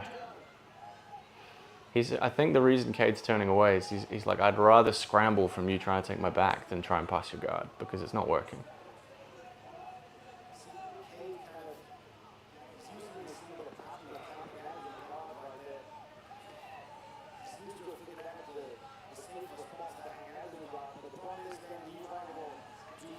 Levi is going for a back take here, but Kade is on a knee bar.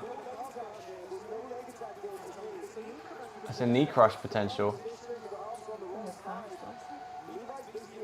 Levi's shaking his head.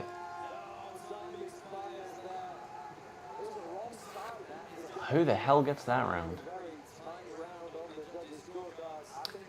Kade should double guard pull. I don't know, hey. I mean, I can see Kade winning that round.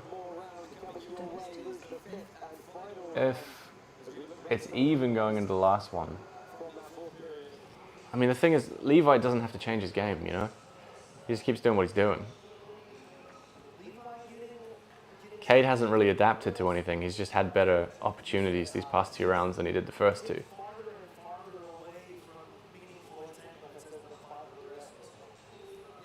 It's funny, that's how he ended up on that leg attack, is because he gave his back. It's literally easier to do that than try and pass his guard. Levi doesn't have another game. I mean, fair enough. All 3 judges for Kade Ruotolo, which means we're pretty much tied up on the majority of scorecards at least.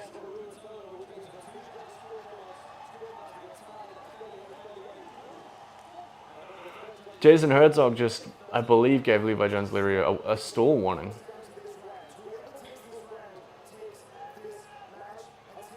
He has double guard pulled, Nick.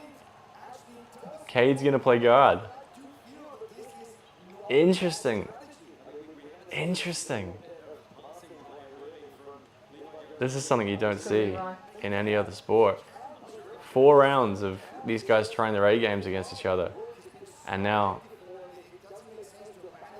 they're both playing their B games. This is interesting. This is exactly what we needed.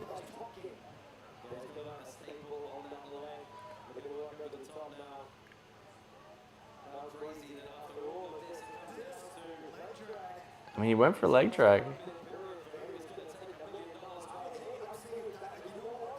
Oh, come on, sit back, Kade.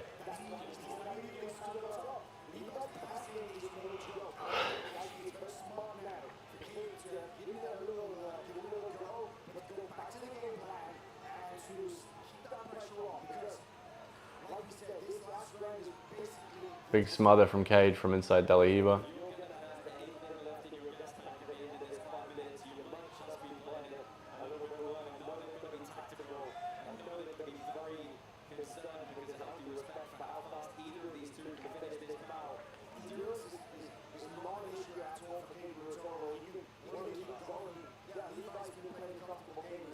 Two. Are we going to see Kade Ruotolo try like a Michelle Pereira backflip or something like that?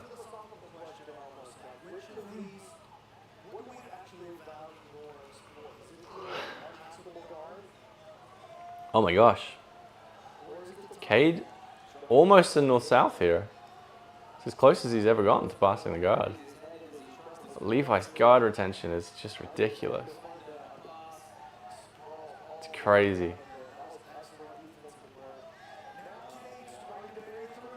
But now Kade is winning the round because he's being more aggressive, and Lucas. And Levi is having no success exposing anything. As soon as this happens though, and Levi gets in on a leg, then it makes it complicated who wins this round in the judges' eyes. But Levi is, Kade is fighting for a guard pass 100% of the time. It definitely looks a lot better in my eyes, this round for Kade.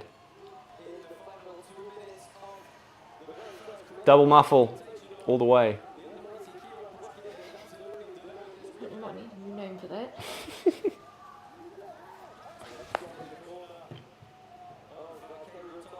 Levi's like a slug.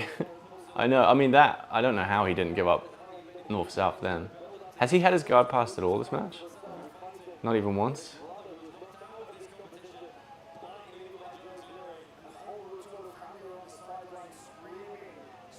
I feel like Kade's winning this round just based off aggression because Levi has not achieved anything. You know? It's a shame that this is how it's ended. I get that both of them are doing the thing that they have got to do, but after such a dynamic tournament, you know, this is probably one of the worst matches in the tournament.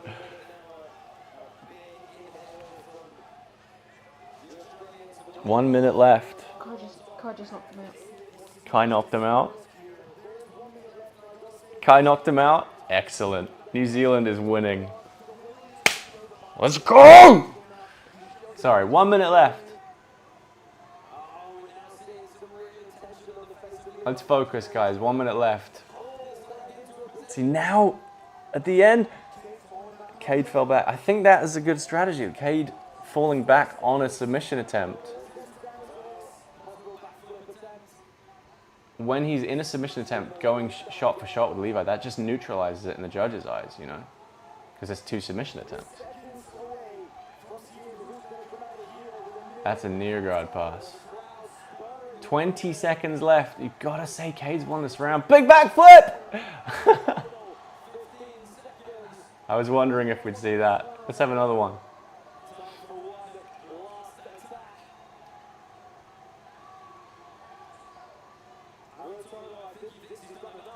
Kade's mad. I gotta be honest, guys. I think Levi wins the first 2 rounds. I think Kade won the last 3. I think Kade Ruotolo might have just done enough.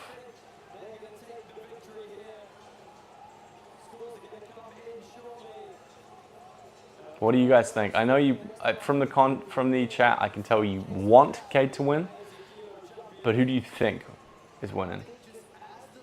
Didn't feel Kade. No one should be rewarded, but yeah, I agree.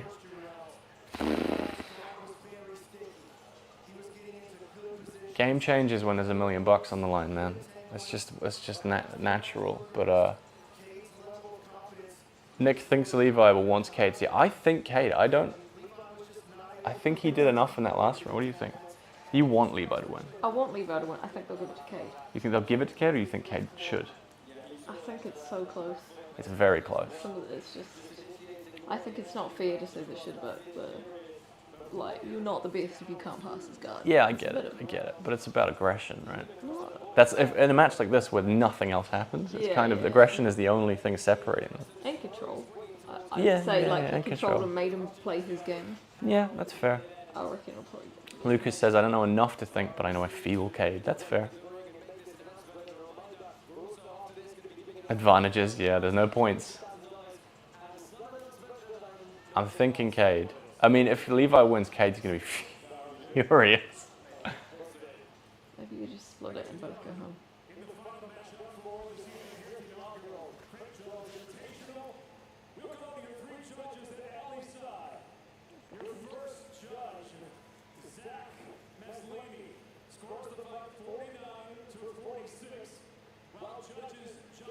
Oh, it's unanimous.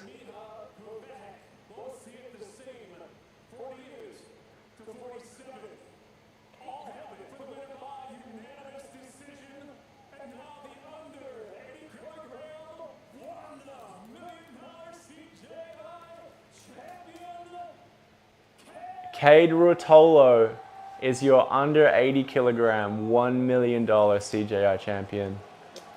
And I'll be honest, I think I agree. I think I agree based on the letter of the law and how the judges have been scoring it the whole weekend. I think that that's the right call. You got to feel for Levi. He did so well. I mean, Kade is amazing, and Levi managed to basically block him from passing his guard at all across 25 minutes. That is not easy to get done.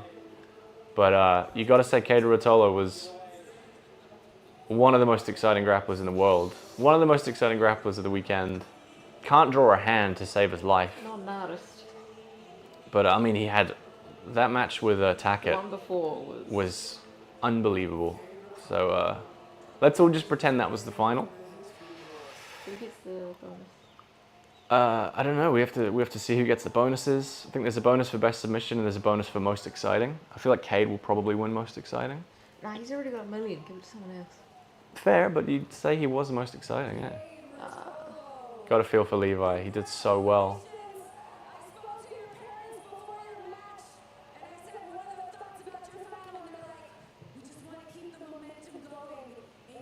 It does feel like... I get it, Tobias, but I do think that Levi got more off in those first 2 rounds than the last 3. And Kade the opposite, you know? Jiu-Jitsu is more likely to just stop pulling things off. And we know you have kids out there in Costa Rica that you've been looking to build out, have surf jiu-jitsu camps. Is that where some of this money is going to go? Absolutely. The gym is finished. The gym's looking beautiful. We're just gonna build some cabinas for everybody to come stay. You know, so that's the next part. I'm just be on site. It's coming together. And your brother in the corner saw you get a lot. Did he have a special message for you? He just, I'm so proud of you. He was so stoked up. Like, I thought it was as well, you know. I said it yesterday. The only person tougher than me in this bracket is my brother. You know, he got injured in that first round of his last fight in the Belgium. He was close to his potential, but I knew for a fact the only person that could really put me out in this division was my brother. You know, so that was epic. Well, congratulations. A huge win. Kade Ruotolo. Well, guys, Kade Ruotolo wins $1 million buckaroonies. What a event! What a tournament! There's been some unbelievable matches. Both the Ruotolo matches put on Match of the Year candidates. Wow. You can't say that this event wasn't a success. I think this event was good for Jiu-Jitsu. I know there's an argument, people saying having it go against ADCC was, you know, bad for the sport. I think that's ridiculous. So, yeah. Big ups to Nicky Rod. Big ups to Kade.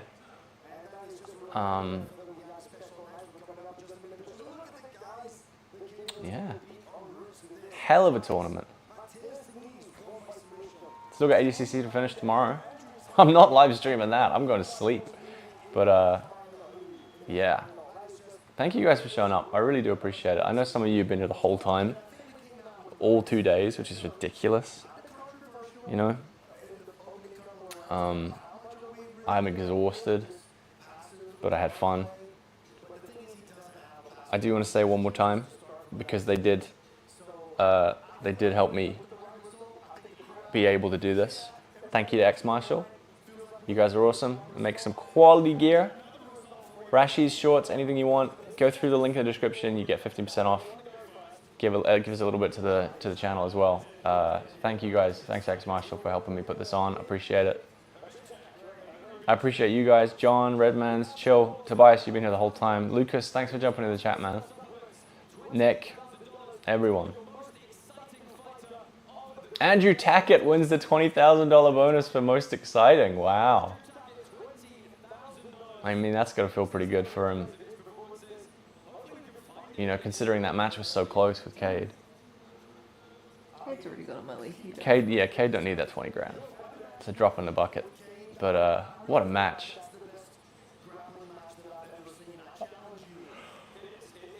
I wonder who gets submission of the tournament. You think that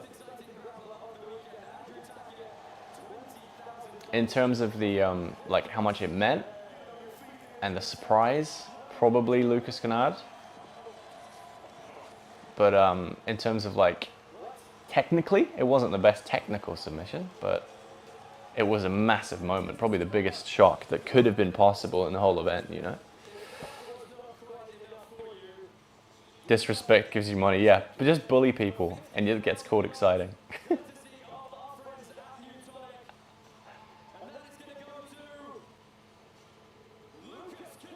Yes, Lucas Kennard wins.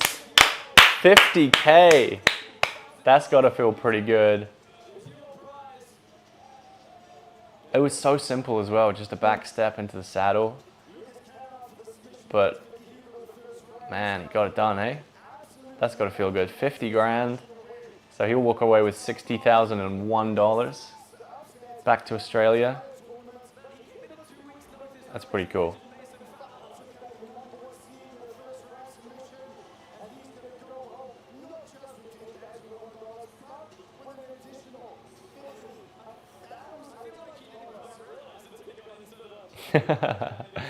That's so cool to see. That's so cool to see. Coming in the 16th seed.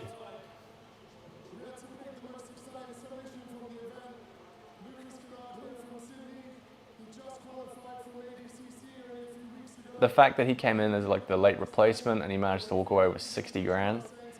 You know, he qualified for ADCC for the first time. He would have made you know, possibly nothing. And he's walking away with 60 grand.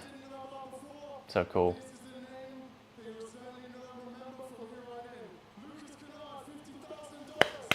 Claps for Lukey Kennard. Well done. He seems like a nice dude as well, so we like him. Definitely be watching him moving forward. Hopefully he'll get a lot of bookings now as well for super fights and tourneys and stuff. So yeah, but wow, what an event, guys. Feel good, all for charity. Athletes get paid, ladies get paid. Awesome.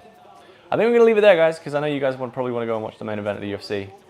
There's probably going to be some more fluff, but thank you guys so much for hanging out. It's been so cool. I appreciate every single one of you. If you jumped in the chat, if you didn't, if you just had it on in the background, thank you so much. Make sure you subscribe. Thank you to X Marshall for helping me put this on. And I will see you later. Go to bed.